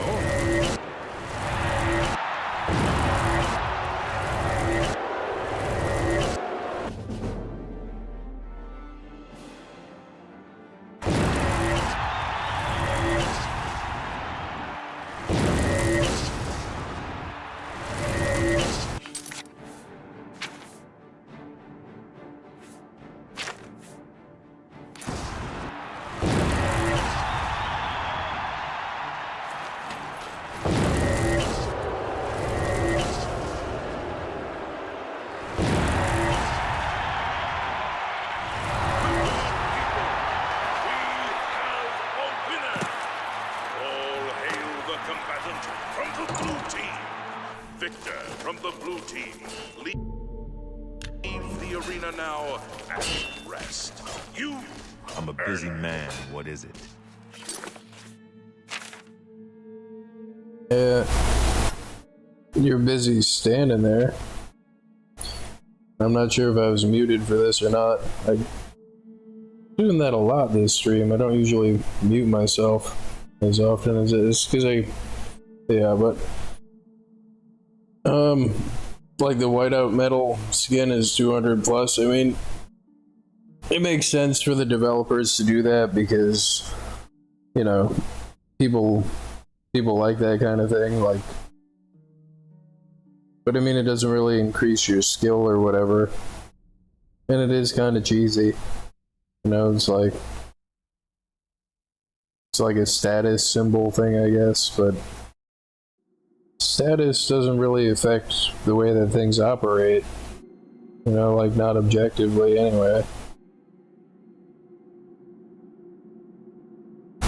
I mean, like, I guess I kind of root for the underdog kind of thing. Like, somebody asked me what my favorite hat was in TF2, and it's the gibbous. I like to pair the gibbous, which is like the first hat that everybody gets in the game. I like to pair it with my lock and load that has like 40,000 kills on it. Like, you know, because people see the hat and they start talking crap to you and this, that, and the other thing, and like, they're all about their flex, bro, or whatever it is that they're trying to give. Like, you know, they're trying to bully people. They're trying to make people feel bad. And crap to a person that has like 9,200 hours in the game, and you know, my lowest played class probably has more than your main or whatever. And it's like, 4 wins is okay, kid, but it don't make you grand champion. Here's your payout. Now go clean yourself up before your next match. That raiment's getting a little tight on you, Brawler. I think you... All right, Brawler. This next match is going to be a challenge. They're twins, actually. You gotta take them both out. Now get in there and show those tree climbers who's boss!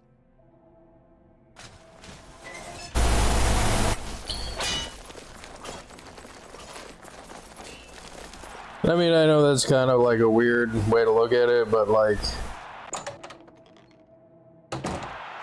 you know, flexing on people that are at a disadvantage, it's just bullying, then. I mean, it's not really a flex, it's just bullying anyway. Possibly hope to defeat the yellow team's wood elf twin But sisters. bullying the bullies, I'm totally okay with. Like, I won't talk crap to somebody, you know, unless they're being a poop nose. Because I don't get anything out of it. Like, I don't have a reason to bully you. You know what I mean? Like,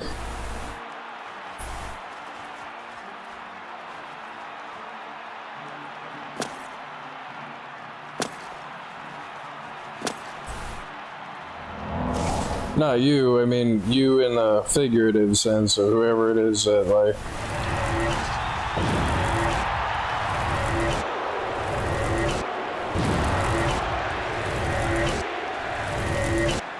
Where are you?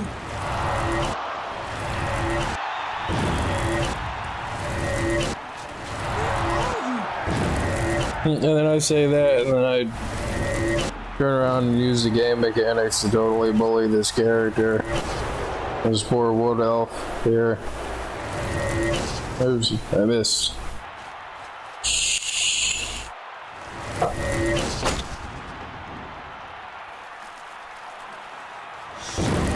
This was the last mistake you'll ever make.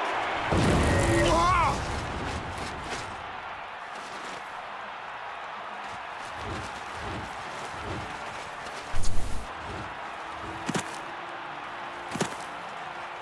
Get out of me.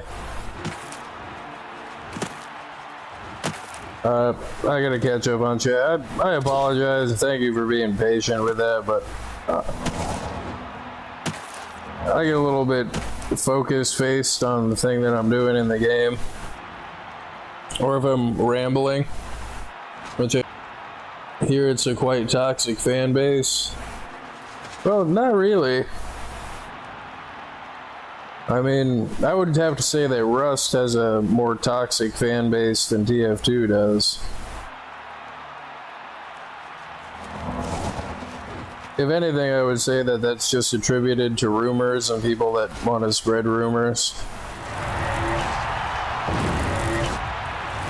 And the not rumor part of it is from my own experience of playing both games, a pretty decent amount, is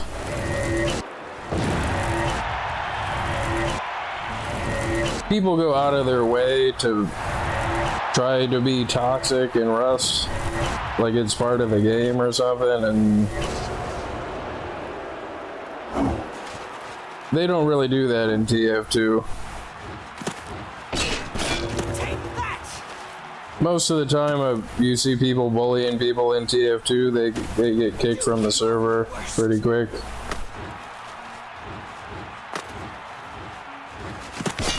Best the blue team has to offer. Ha! The snatch is mine, weakling.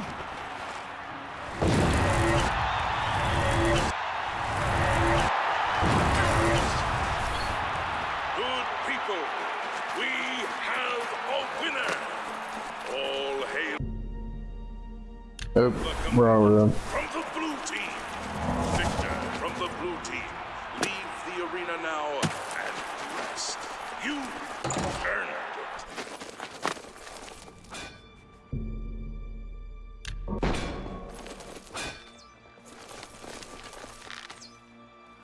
I'm a busy man. What is it? But like, even in Rust, I don't like to be that kind of person. Like, even in Rust, like, I just raid people for the sake of getting stuff. You know what I mean? I'm a busy man. What is it? That's not to say that I can't be cruel, though, because one of my favorite things to do in Rust is...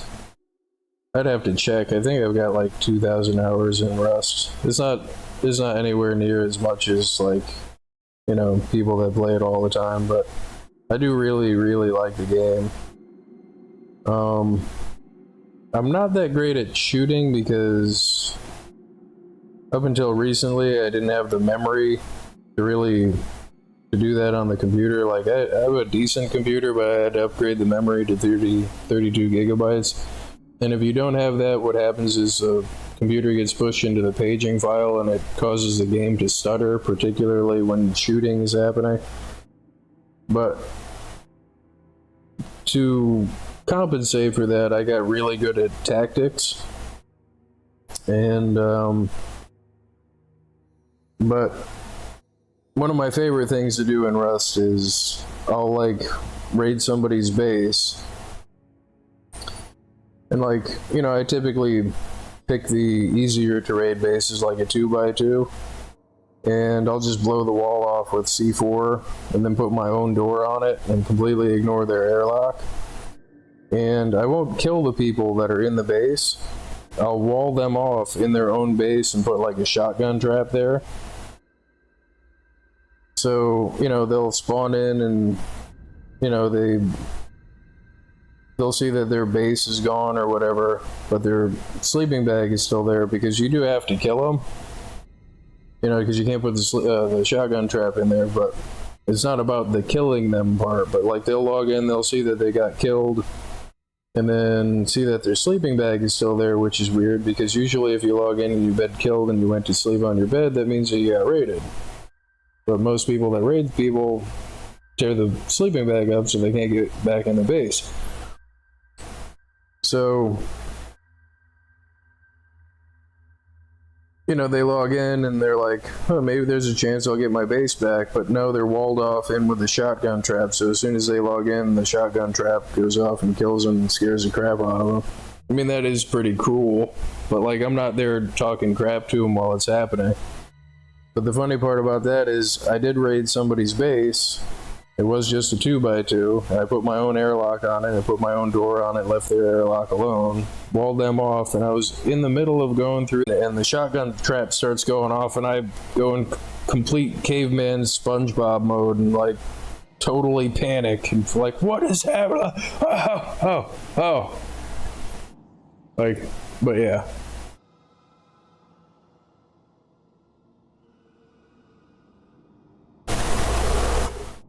Because the way that I see it is, talking crap is only talking crap. I mean, if you're gonna raid somebody, you're gonna raid them. And why would you give them the tactical advantage of the warning of trying to intimidate them or trying to this or that? It's like, I don't have to tell you that I have rockets. I don't have to tell you that I have C4. Why would I tell you, like, prepare for a surprise attack? You know what I mean? Like, it's just tactically not that sound. It doesn't make sense to do that. Ah, those girls didn't stand a chance. Good job, Brawler. Here's your take. One more match and you'll advance again. I only ever play solo. Because again, tactically, you can't trust anybody. And then if I mess up and I lose some stuff, then, you know, it's my fault and I don't have anybody else to be mad at but myself. And every base is just a matter of C4. Every base is, well, C4 or rockets or sulfur. Every base is just a matter of sulfur. You know, like... And part of the tactic that I use is I don't make a big raid base because those get targeted because, you know, if it's a big raid base, they gotta have a ton of stuff to build it, a ton of stuff to put in it. Like, I mean, you wouldn't build a big raid base and not put stuff in it. So what I do is I build a bunch of smaller bases, like 1x1s or 2x2s. Or even 1x2s, because then then I only just lose whatever crap was in that base.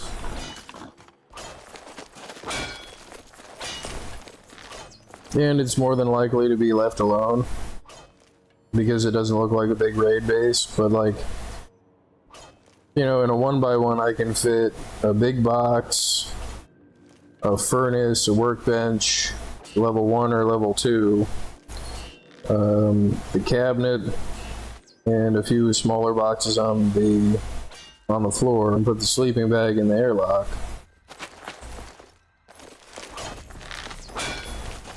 And the upkeep cost is so low that, you know, you go out and break a few rocks and you know, you have X amount of bases.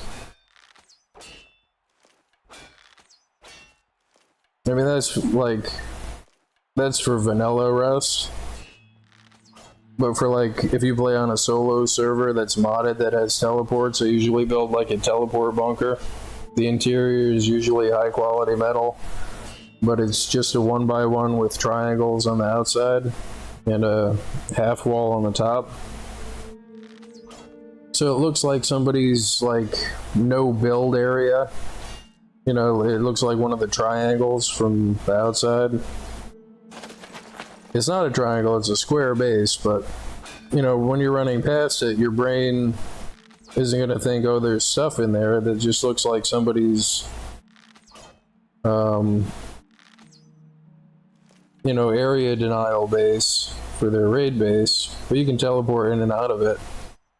I mean, that's what the Rust playthrough that I did on a 5x server, both to test the computer with the new memory and to test to see how well it would stream, and because it's a 5x server and I didn't really care about anything.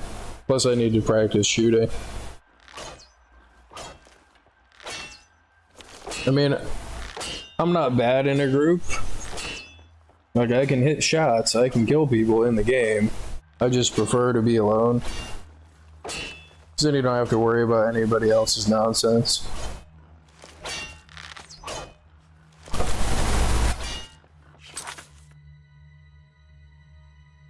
Can't remember how many hours I have. I'm pretty sure it's close to like 2,000 hours. So before I do any more of the arena, so I don't want to have this quest and then end up getting up to that guy and then killing him. So I'm pretty sure I'm relatively close to the point where I'm going to have to kill him. So let me go do his quest and get his stuff out of the way. I can't fast travel from here.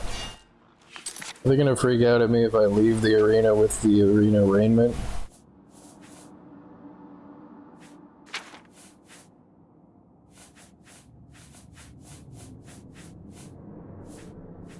Herp, derp, herpity, derp, herpy, derp.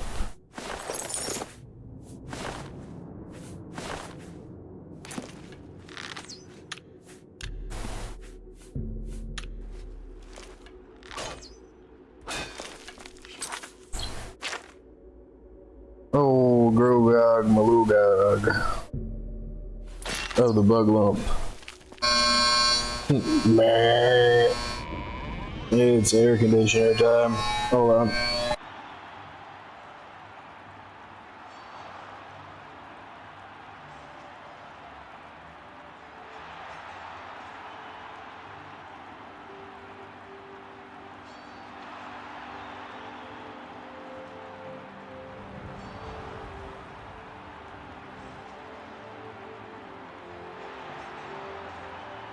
Sounds like an interesting quest. Like, I have done a bunch of these many, many years ago, but I've kind of forgotten most of them. Like, if you ask me off the top of my head what is going to happen, I can't tell you. But as I go through, I'll probably remember it, but like... So, we both kind of get to find out together.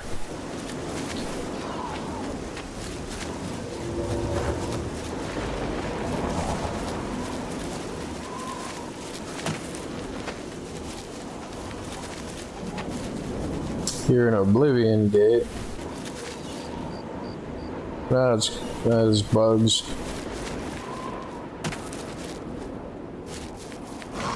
Oh, jeez.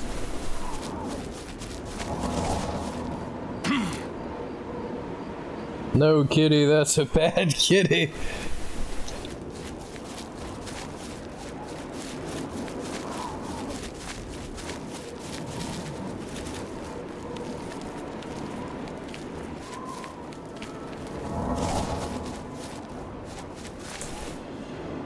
Crap.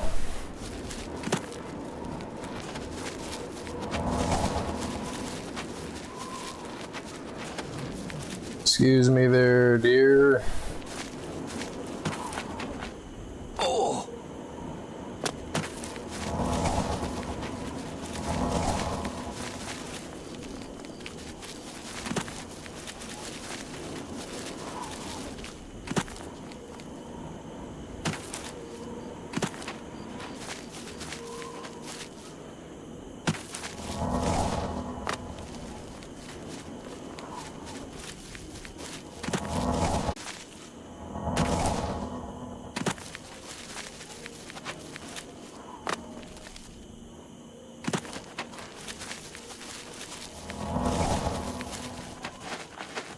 So, woof.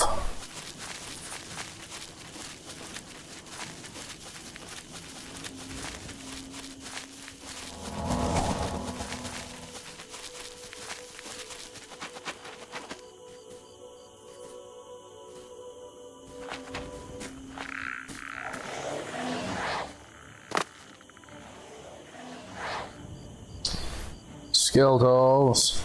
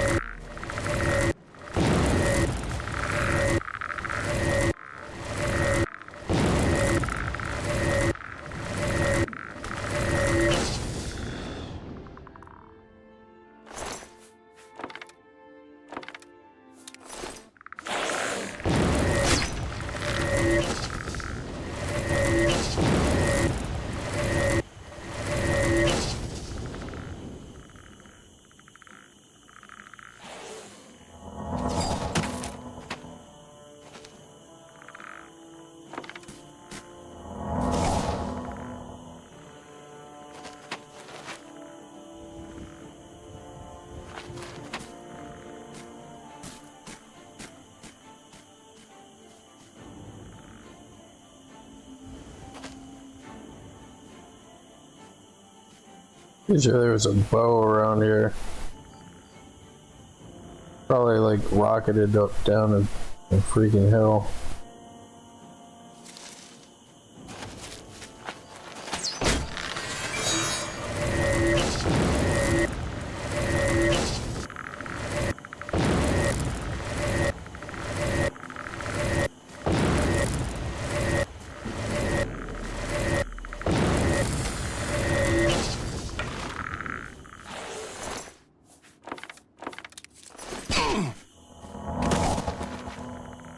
Oh, I'm thinking about Rust and thinking about people that talk crap in the game.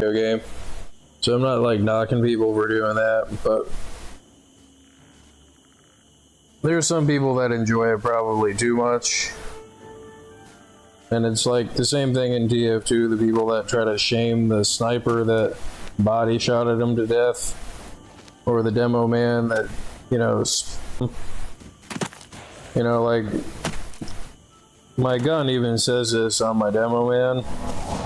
My sticky gun is named Spam, and its description is, because I'm not trying to impress you, I'm trying to kill you.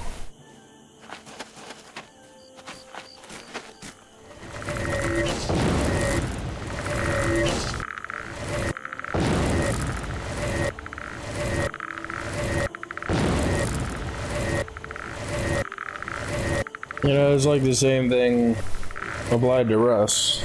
The same method. Like, I'm not trying to intimidate these people with how many rockets I have. I will show you.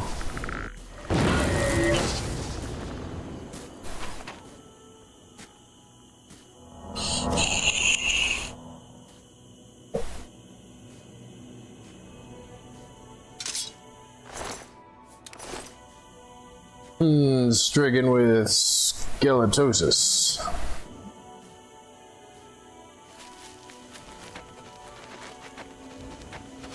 And I know it can be kind of boring to watch, me repeatedly cast the same spell that only does a handful of damage. But it is killing the thing that I'm trying to kill and getting me mysticism points, which I really, really want those mysticism points. Right?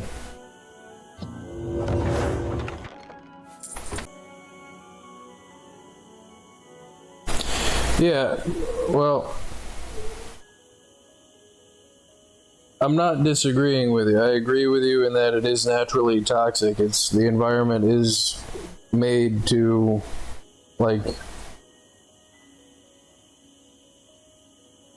but the conflation I think that's happening is you are pitted against other people, and they are basically just a resource for you to gather. And the main resource is time, because all the resources come down to time. Like, you're saving yourself time by raiding their base and taking their stuff. But the dividing line, the line that people cross is, while that might be the game mechanics, people take it to the point where they want to hurt other people's feelings, kind of thing. And those are two different things. And that's why I said conflation. They're conflating, like, raiding somebody's base to take their stuff with, they want them to feel bad about it too.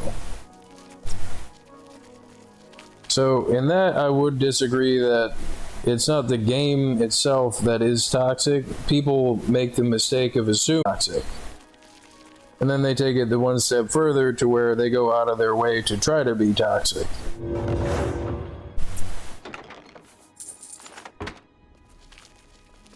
You know what I mean? Like, I know it's kind of like a not really a significant point, like, on its surface.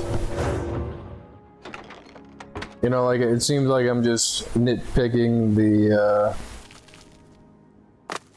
the semantics of it, but I mean, I'm pretty sure, like, if you look at it like that, people are confusing the two things is the simplest way I could say it, because I know brain is all over the place.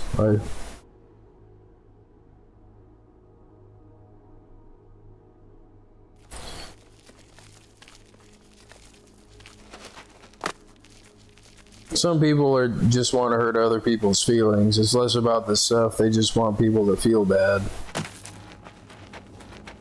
Because there's nothing in the game that says that you have to try to make people feel bad or try to shame people to kill them and take their stuff. And that's where it becomes toxic, in my opinion. Is there vampires in here? Come on, Dracula. No, you got my money, you big nerd.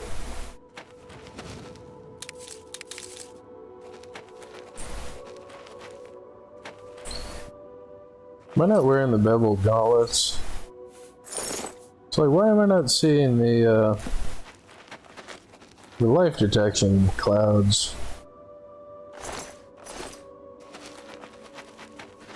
And another way to look at it is, my method is probably way more toxic than trying to hurt people's feelings, because they might not even realize that me hurting their feelings is so unimportant to me. The way that they feel about any part of it is so unimportant to me that I don't even bother with it, and I just take their stuff. You know what I mean? Like,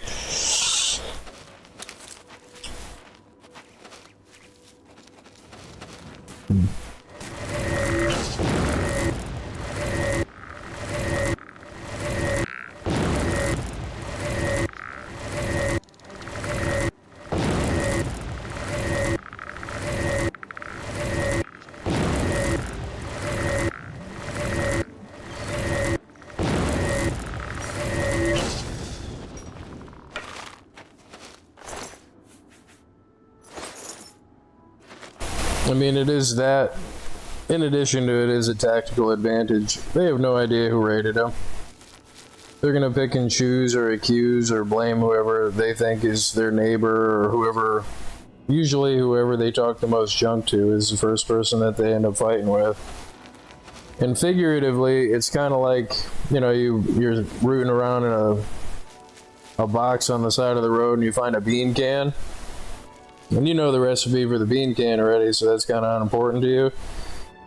So you look around and you find, like, you know, a few active people, and you throw the bean can in the front of them, or in like the mid-range between all of the houses, and everybody starts shooting each other because the bean can went off. They think a raid is happening or this thing's happening.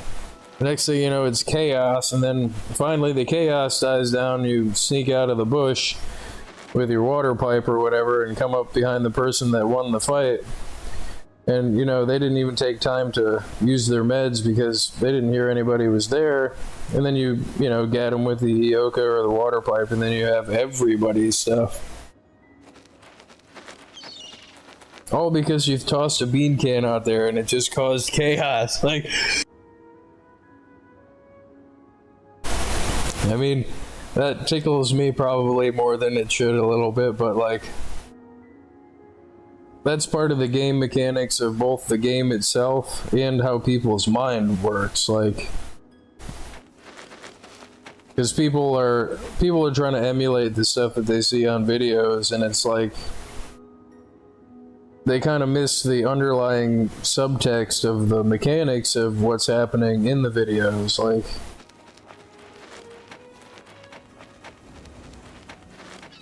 Like they get kind of the wrong message from it. Is like, well, you're supposed to run toward gunfire because that's how you get guns.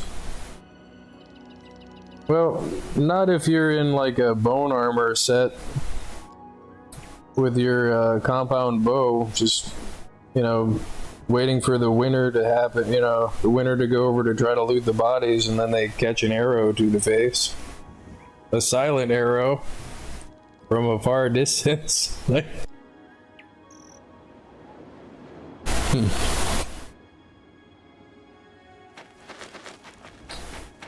But, you know, like...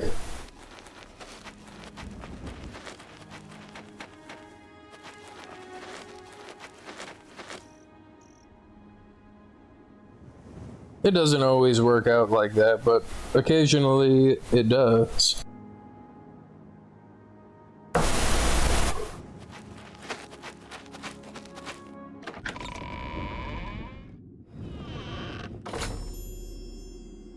I have entered Crowhaven. Somewhere inside I will unlock the truth that Aragnalaga Magalaga Bagalak and Buglump is searching for. I should be cautious, however.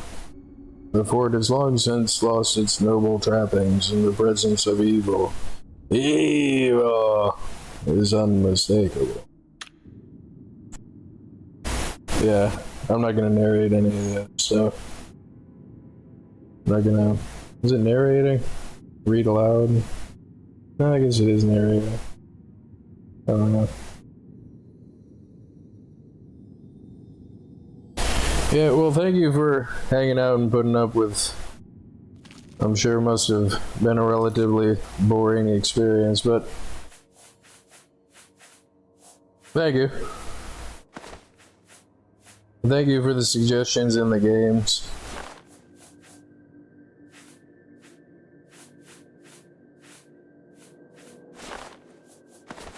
I'm sitting here forcing themselves to listen to me babble about my opinions on games that aren't this game. And this game too. What is that? Oh, it's a wolf.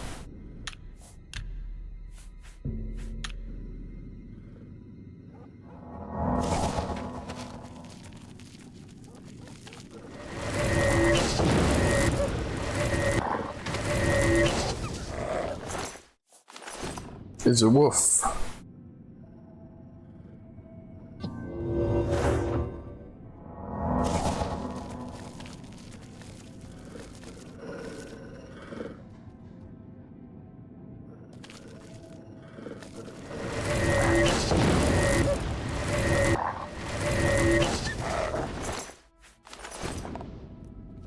Oh, I was hoping to remember to say this before they left, but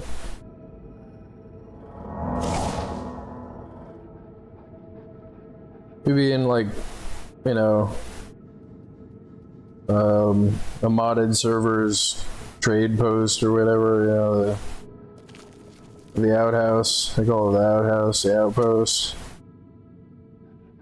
or even in bandit camp, and you have like some obviously younger person doing their best to try to be toxic and talk junk to people.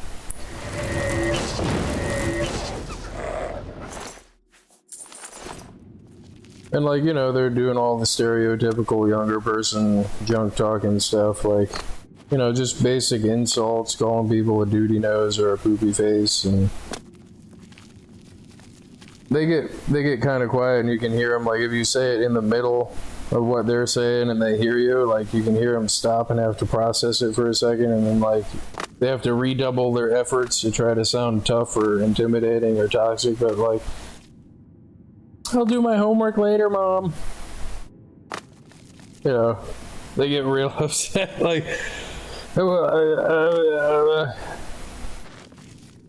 stop trying to be toxic, dude. It's not cool or fun.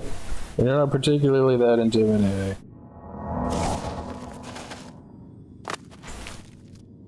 I'll do my homework later, Mom. Processing. Yeah. And I don't do it to bully them. I don't do it to hurt their feelings. But it's kind of like a teachable moment. It's, you guys gotta stop that.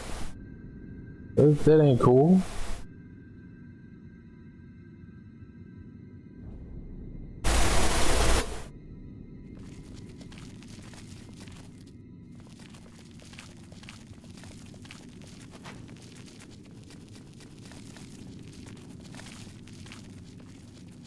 And then there's that, is like, I guess that does make me the bully of the bullies, which still makes me a bully.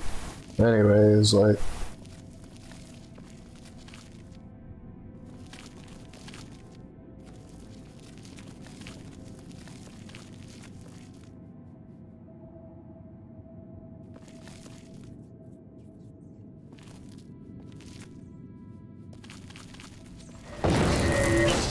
The moose.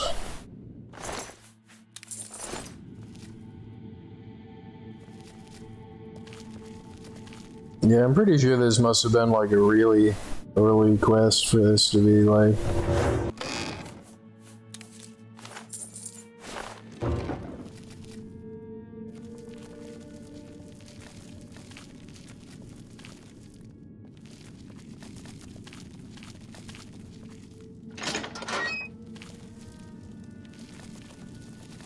I'm thinking about that again, like, they're in the midst of, like, slinging their worst insults at you, and, like, you call them a poopy nose. Or you ask them, am I a duty nose too? I have a big poopy face.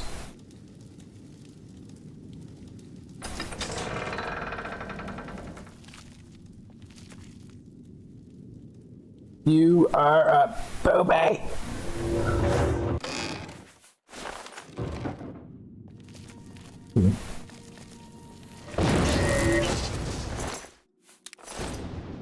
Yeah, take that, you rat, your duty nose rat. Poop face. Yeah, I gotta stop. I gotta stop myself. I need a key. Here's where the bad stuff must be.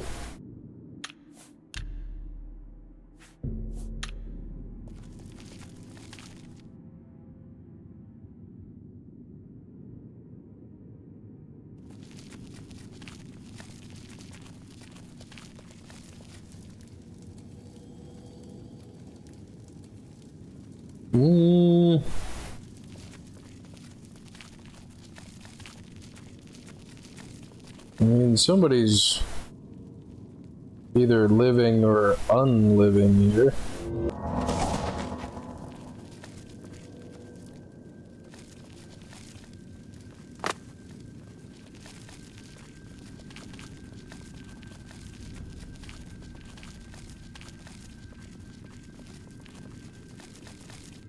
Who is this person? Lord Leviticus, huh?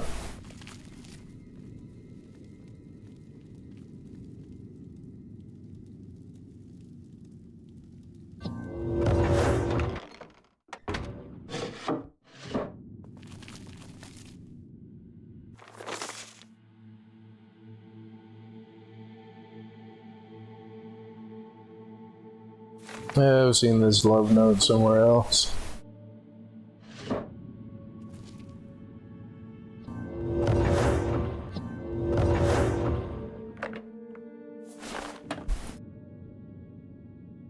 I am kind of stealing that orc stuff. I mean, if this is his house. Some calipers with the blood on them in the box there. Let's throw this at him.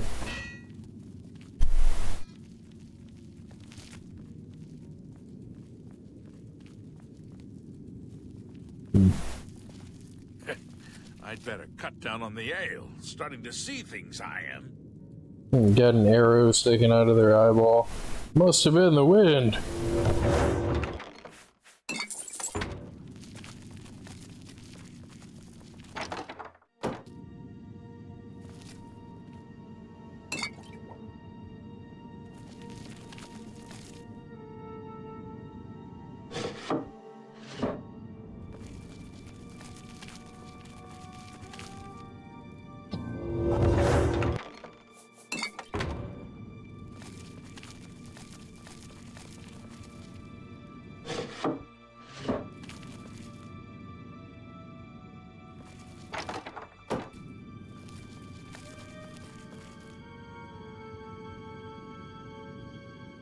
Should I kill that guy?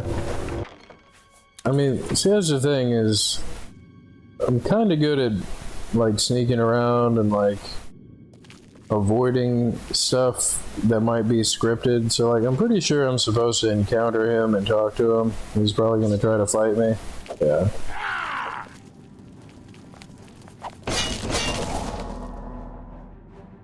So, yeah, I am just supposed to kill him then.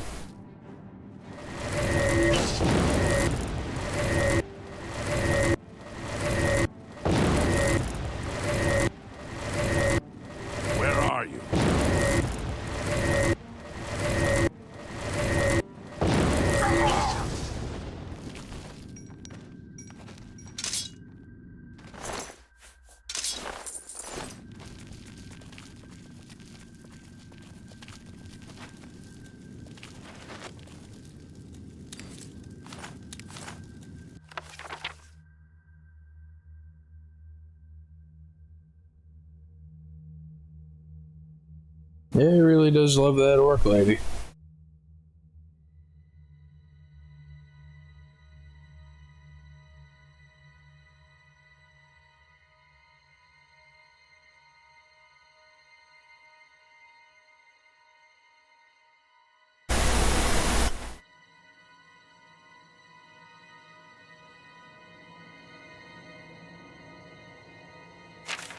Yeah, I'm just kind of skimming this here.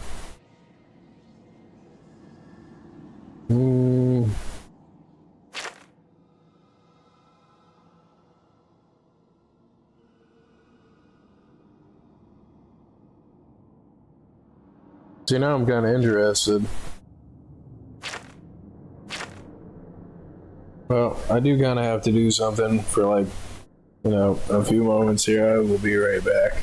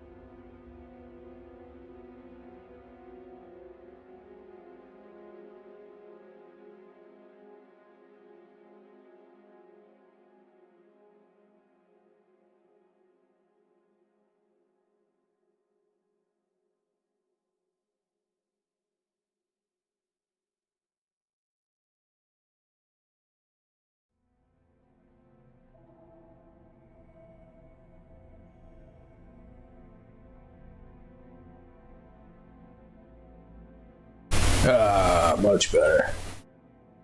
Okay. I can only kind of want to read the end part of it. And poor person watching this. They're just staring at the book, huh?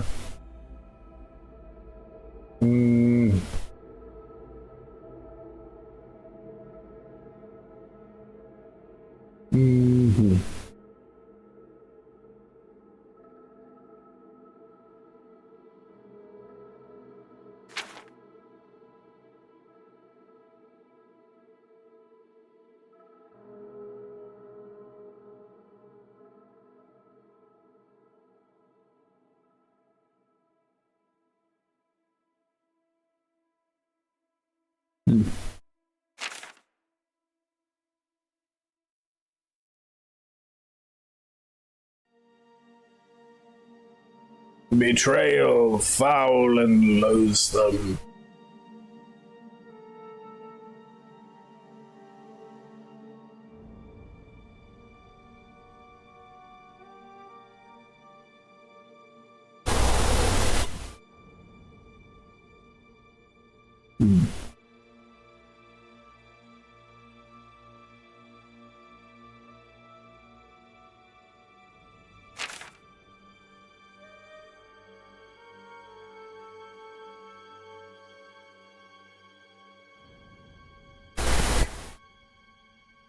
Oh, well, that explains why he was locked in here.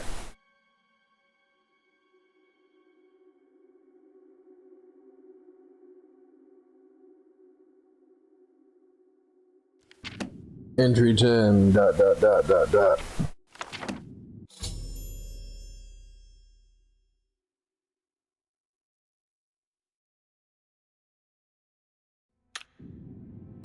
Yeah, so not only are you half orc and half human, but you're half vampire.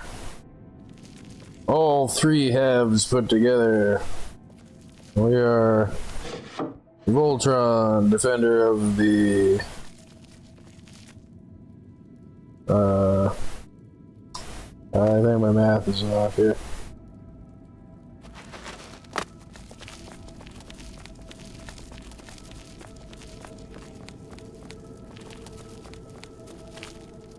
There's like no hidden passages or anything I missed in this, so... Oh.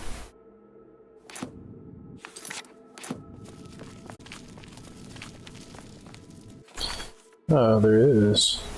The burial halls. Now, if there's a dude who's locked in there... I think this is a zombie. Like, you think that they would have let him out. Who's there? I guess not.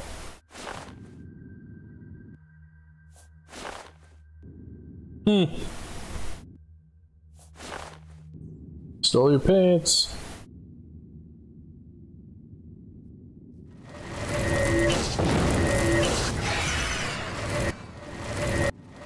He was here a second ago.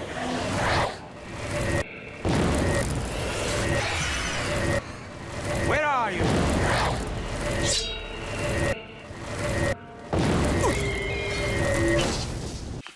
And no, I'm not totally horrible at the game and using a horribly weak spell.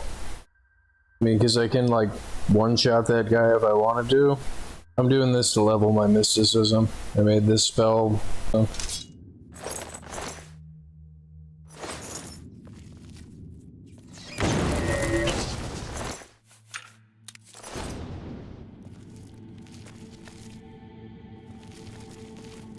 Any chests up here? There's a chest up there.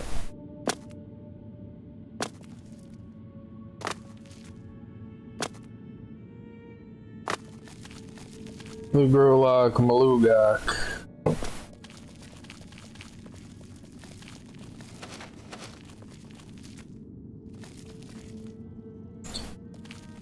Is made of bread.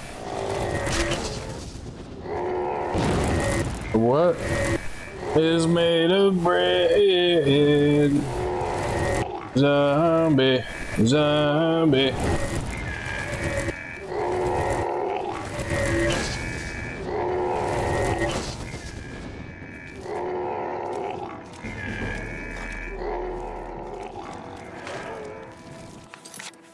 What is astral vapors? Stunted magica? Nah, see, I gotta get rid of that.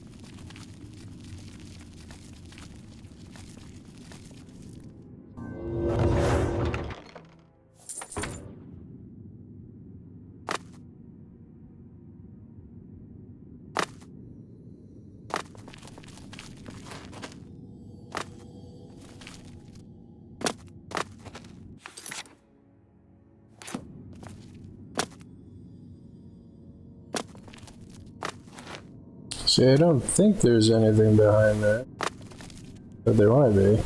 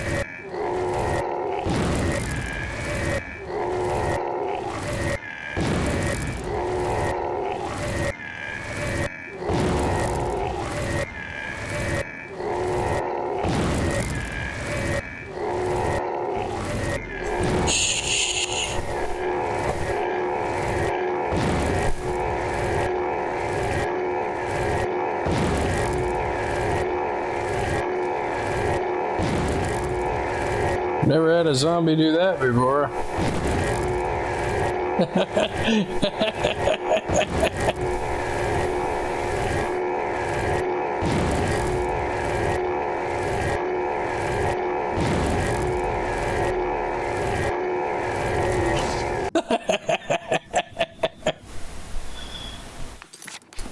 It damaged my willpower's at 160, but my magic is not coming back. This is the other part of this astral vapor. Stunted magicka. Damage magicka. Weakness to magic.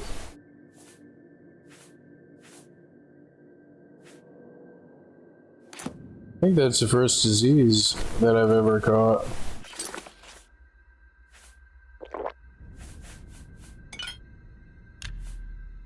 That's weird, it's letting me make potions while this thing's right there.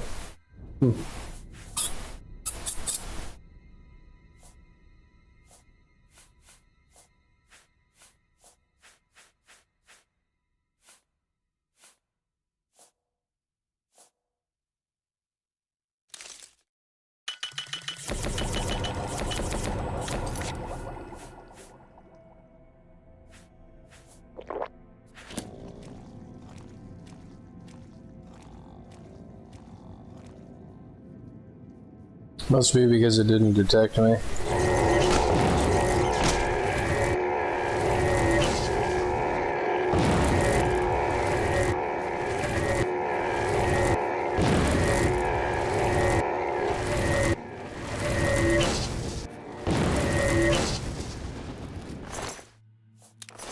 And I love the epic battle music for like a mouse.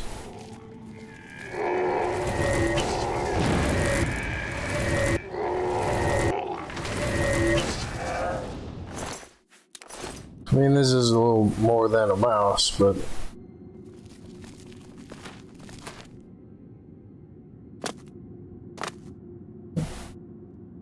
it amuses me. Are you not amused?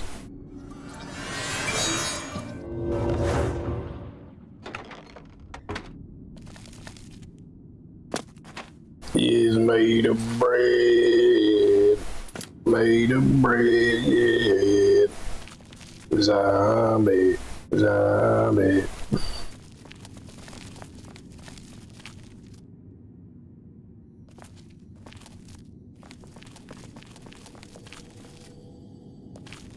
Hmm. 6 hours later.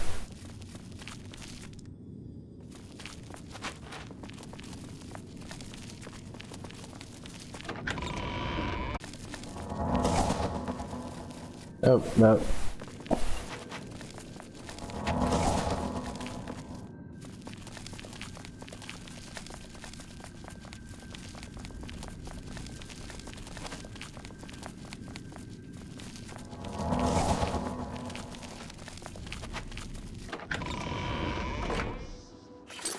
My eyes!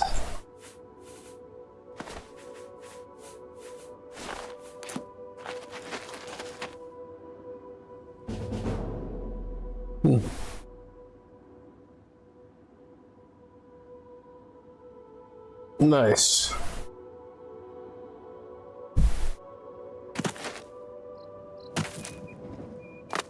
I'm even faster now.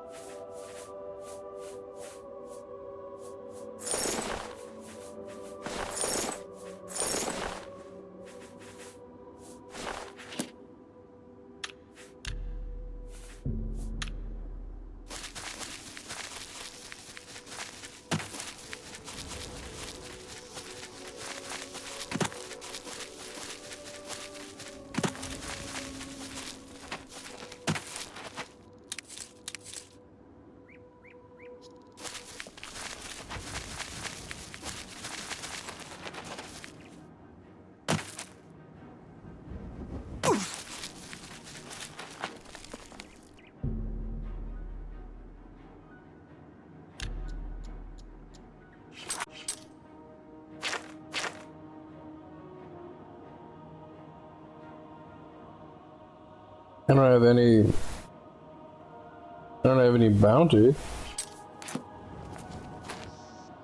Yeah,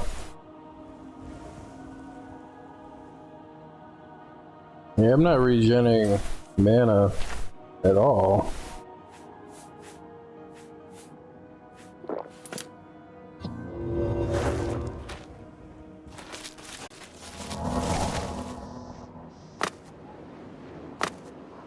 I didn't contract vampirism, did I? A vampire.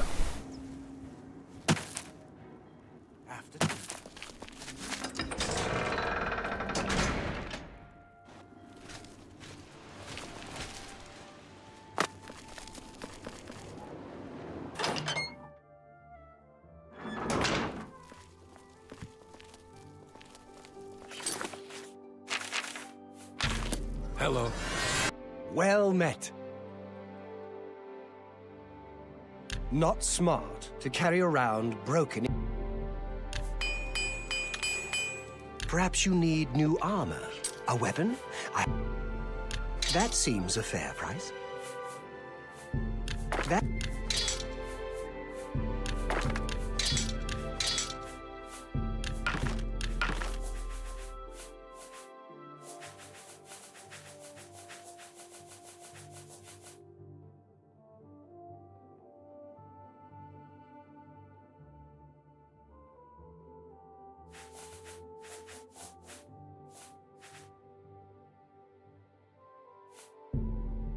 That's a good deal. That's a good deal.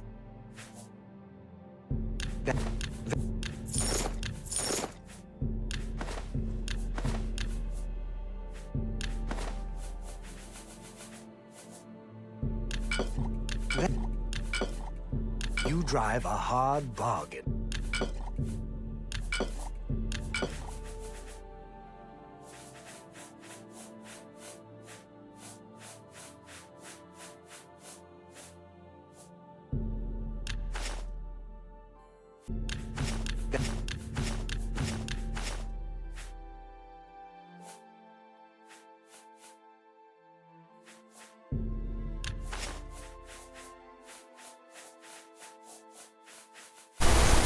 Skeleton key.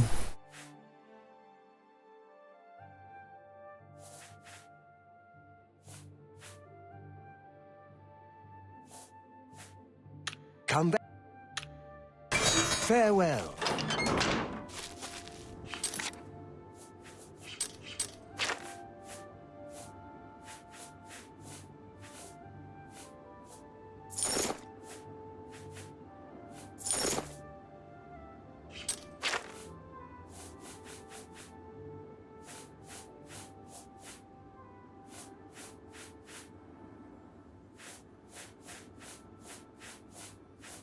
Do I have a cure disease spell?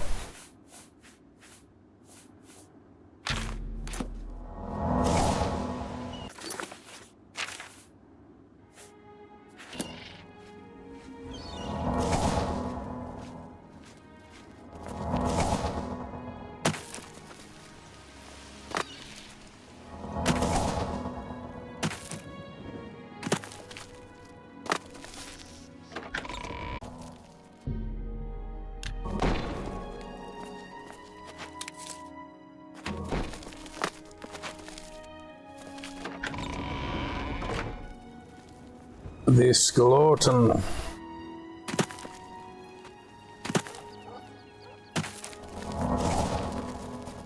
The seal.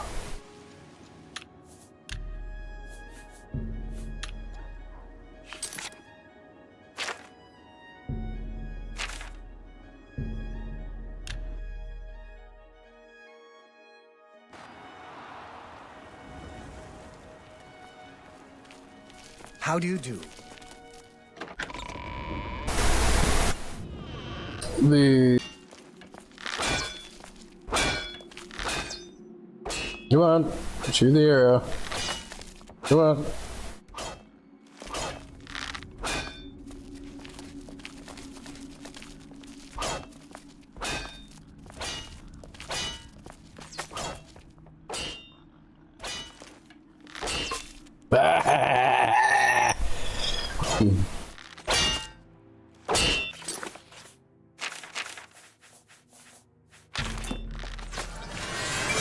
Whoa! So, have you been to Growhaven? Have you... What's this? The Journal of Lord Leviticus? My friend, you've done it! This is wonderful news. The words of Lord Leviticus himself. Perfect. Ah, I believe I owe you something, eh? Here, let me show you these moves. Step like this. Now strike. All right, now parry.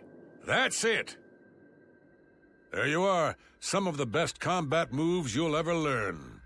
You'll need them if you want to last more than 5 seconds against me in the arena. Now, let's see what this journal says. Interesting. But... Wait. Can this be? But, by Shinji, I'm the son of a vampire. I'm no gray prince. I'm the spawn of evil.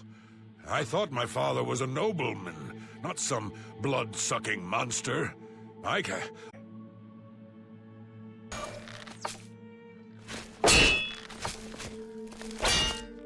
Yeah, he took that well, I guess. I'm a busy man. And what isn't? You beating those twins is a good sign. You got a lot of fight in you. Let me know when you're ready. Ready? You call...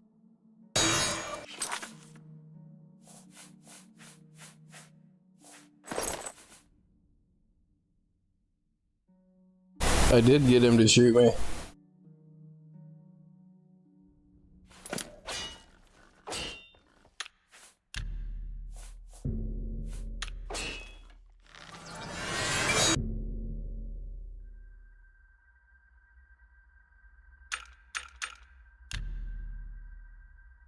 Derpy derpy derpy derpy derpy derp derp derp derp derp. Busy man, what is it? Herp ding derp ding derp derpy derpy derp. You beating those twins is a good sign. You got a lot of fight in you. You might be ready, but the arena ain't. Matches take place between 9 a.m. and 9 p.m. Come back later, moron. But I want to fight now. Gotta move on.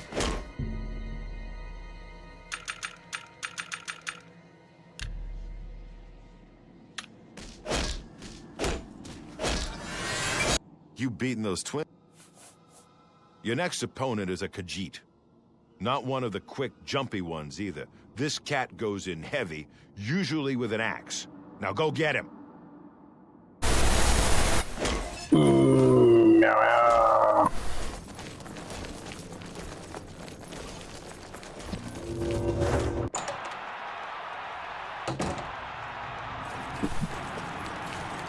Good people of the Imperial City, welcome to the arena. The winner of this match will advance to the rank of Bloodletter. Who wants it more, the yellow team or the blue team? Let's find out!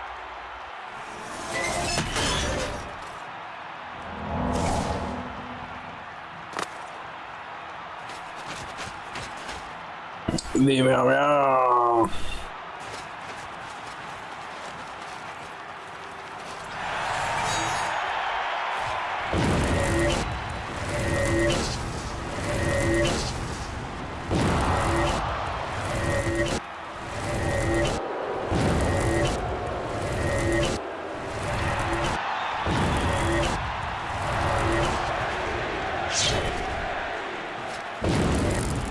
He was here. Where are you? Where are you?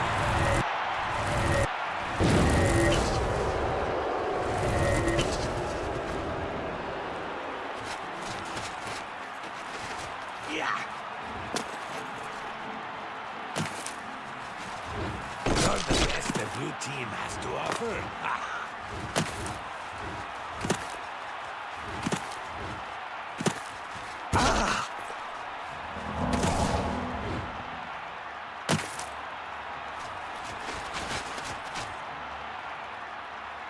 Meow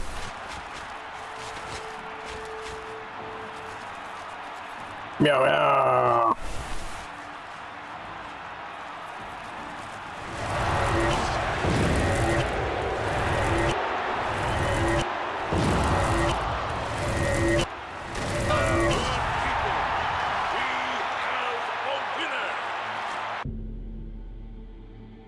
All hail the combatant. From the blue team, Victor from the blue team.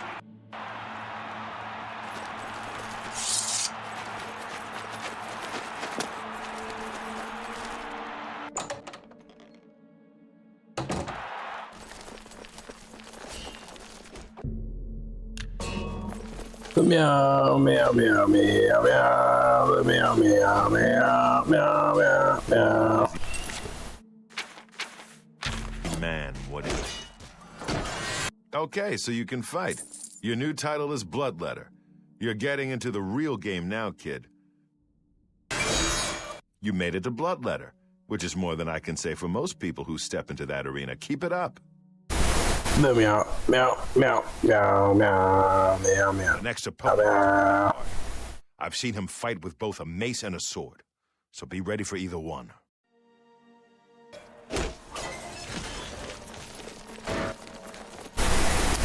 The meow meow.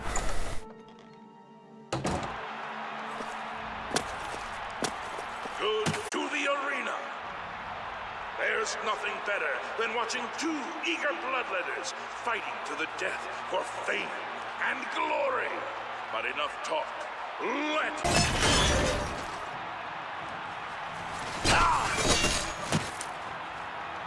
Hit him with the befriend spell.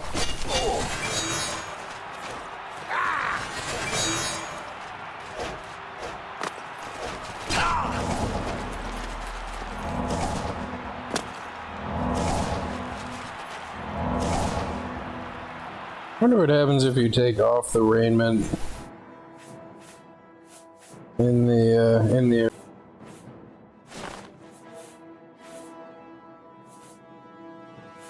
oh I can wear a shield.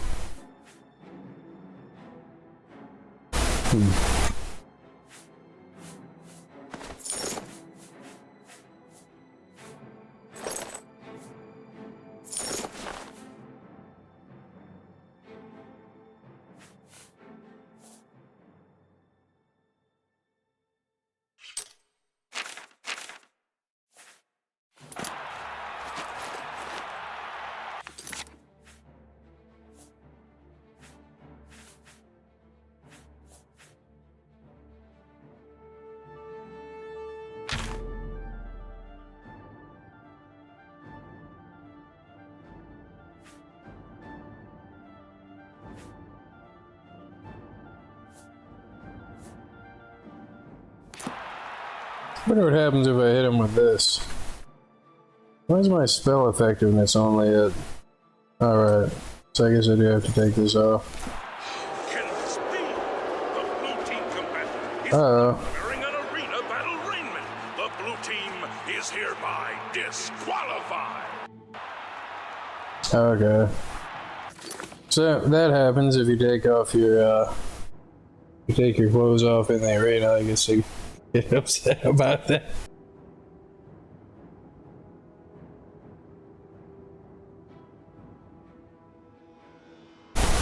That's funny. It's fine if you kill each other. Just don't be, don't take your clothes off in the arena.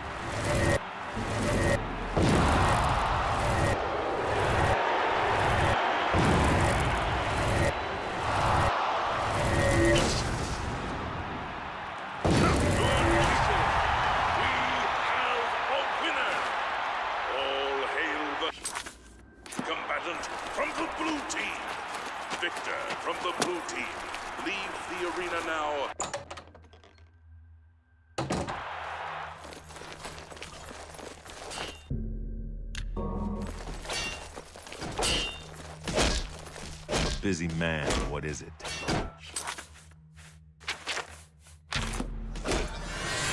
That was a good fight, Bloodletter. You really showed that Redguard who's boss. Here's your take. Now go clean yourself up. Come on, Bloodletter. Your next opponent wears a heavy raiment, but attacks with a short sword. She's like a heavily armored wasp and has the temper to match. Careful.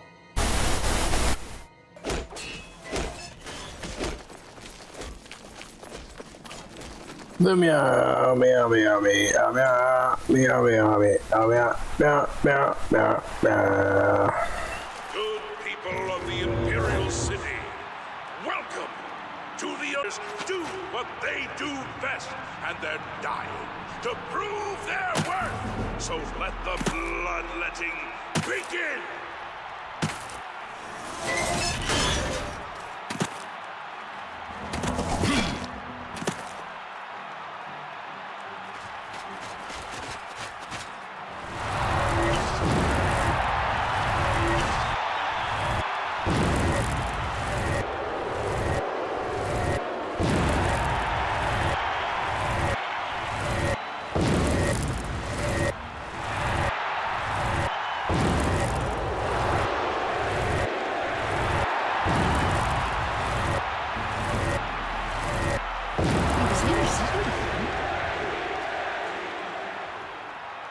Your presence here will not be tolerated.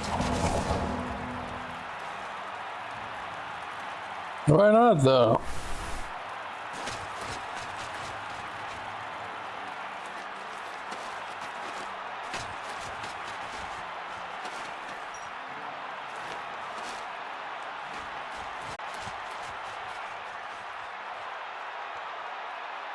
If it's a fight you want, it's a fight you'll get.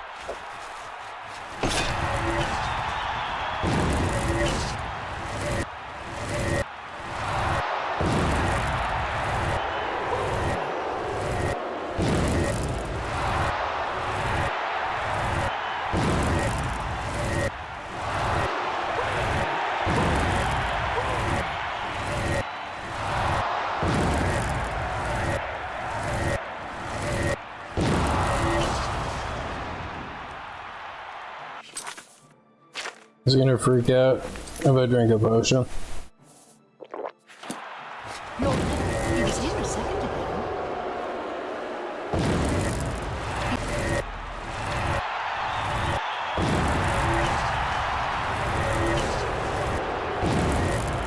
He was here a second ago.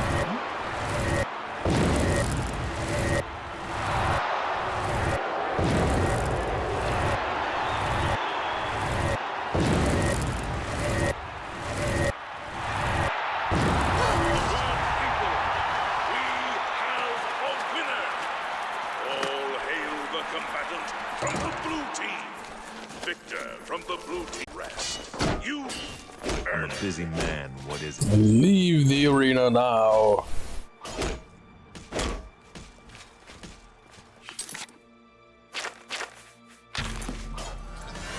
Okay, so you killed the Breton. Don't get a big head. Here's my red. Next up is a dark elf. I've never seen him fight before, but he's got a bow as well as a sword. So be ready for a ranged attack. How could you have never seen him fight before if you run the whole thing and he's a bloodletter? That doesn't make sense. Good people of the Imperial City, welcome to the arena. Just look at the yellow team's dark elf. You can see the murder in his eyes. Can the blue team's bloodletter even hope to survive? Let's find out.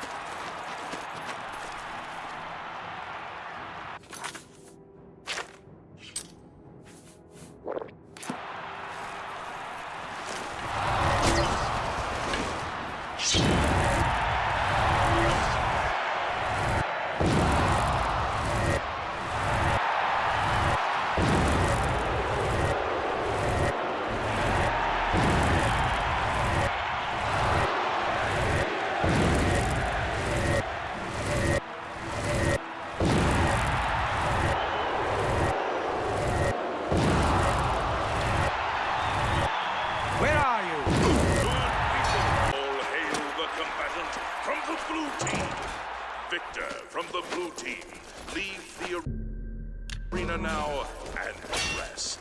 You earn it. I'm a busy man, busy. Good work, Bloodletter, or should I say Myrmidon. That's right, you've risen in rank. You know how it works. More blood, more gold. Here. All right, Myrmidon. Time to stop messing around. You ready to teach those Yellow Team scumbags a lesson or what? Don't be fooled by your next opponent. The little dagger he uses is actually a powerful enchanted weapon called Shimmer Strike. Now go get him!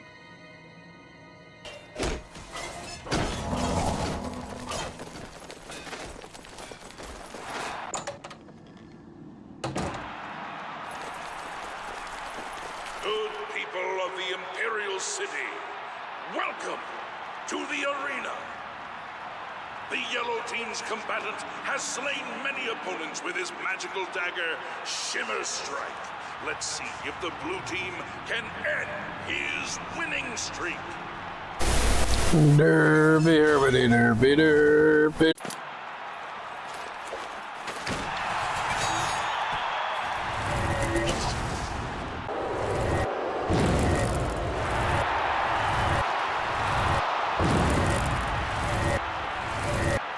Where are you?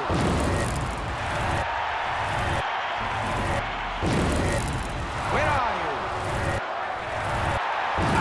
Good people, we have a winner. All hail the combatant from the blue team. Victor from the blue team, leave the arena now and rest. You earned it. The Blute team.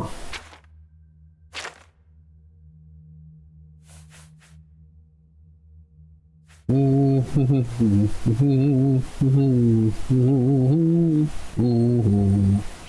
know, I should probably go upgrade this thing so it doesn't take so long to kill stuff.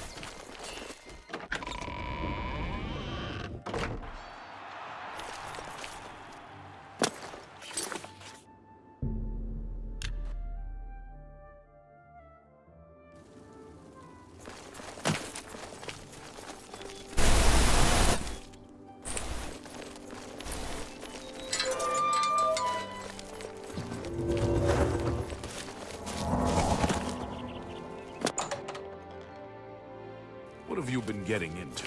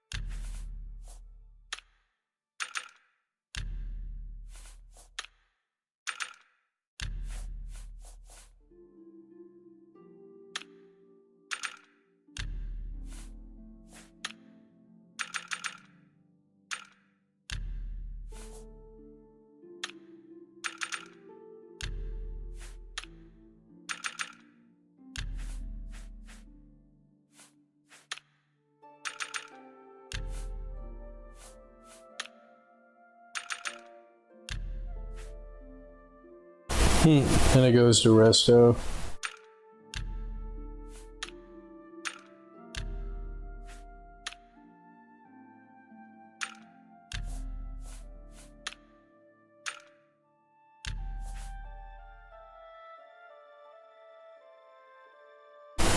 So 40 damage from all sources, 5 seconds invisibility on self, or 10 damage from all sources, and 40 total, and then absorb health 8 for 1 second. And it still counts as a mysticism spell. Nice.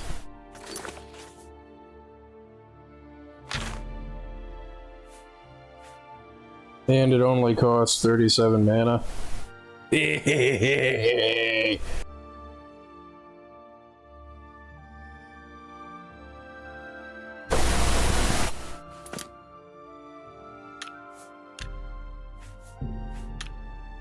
Hello.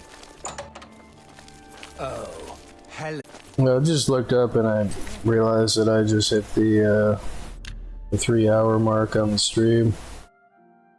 And I'm probably just gonna stop it and restart it. Cause I kinda don't wanna stop playing, but I don't want the stream to run, you know, into a crazy long stream. So thank you for watching. Let me save it again. Thank you for watching. Oh, let me say that when I get to here. Main menu.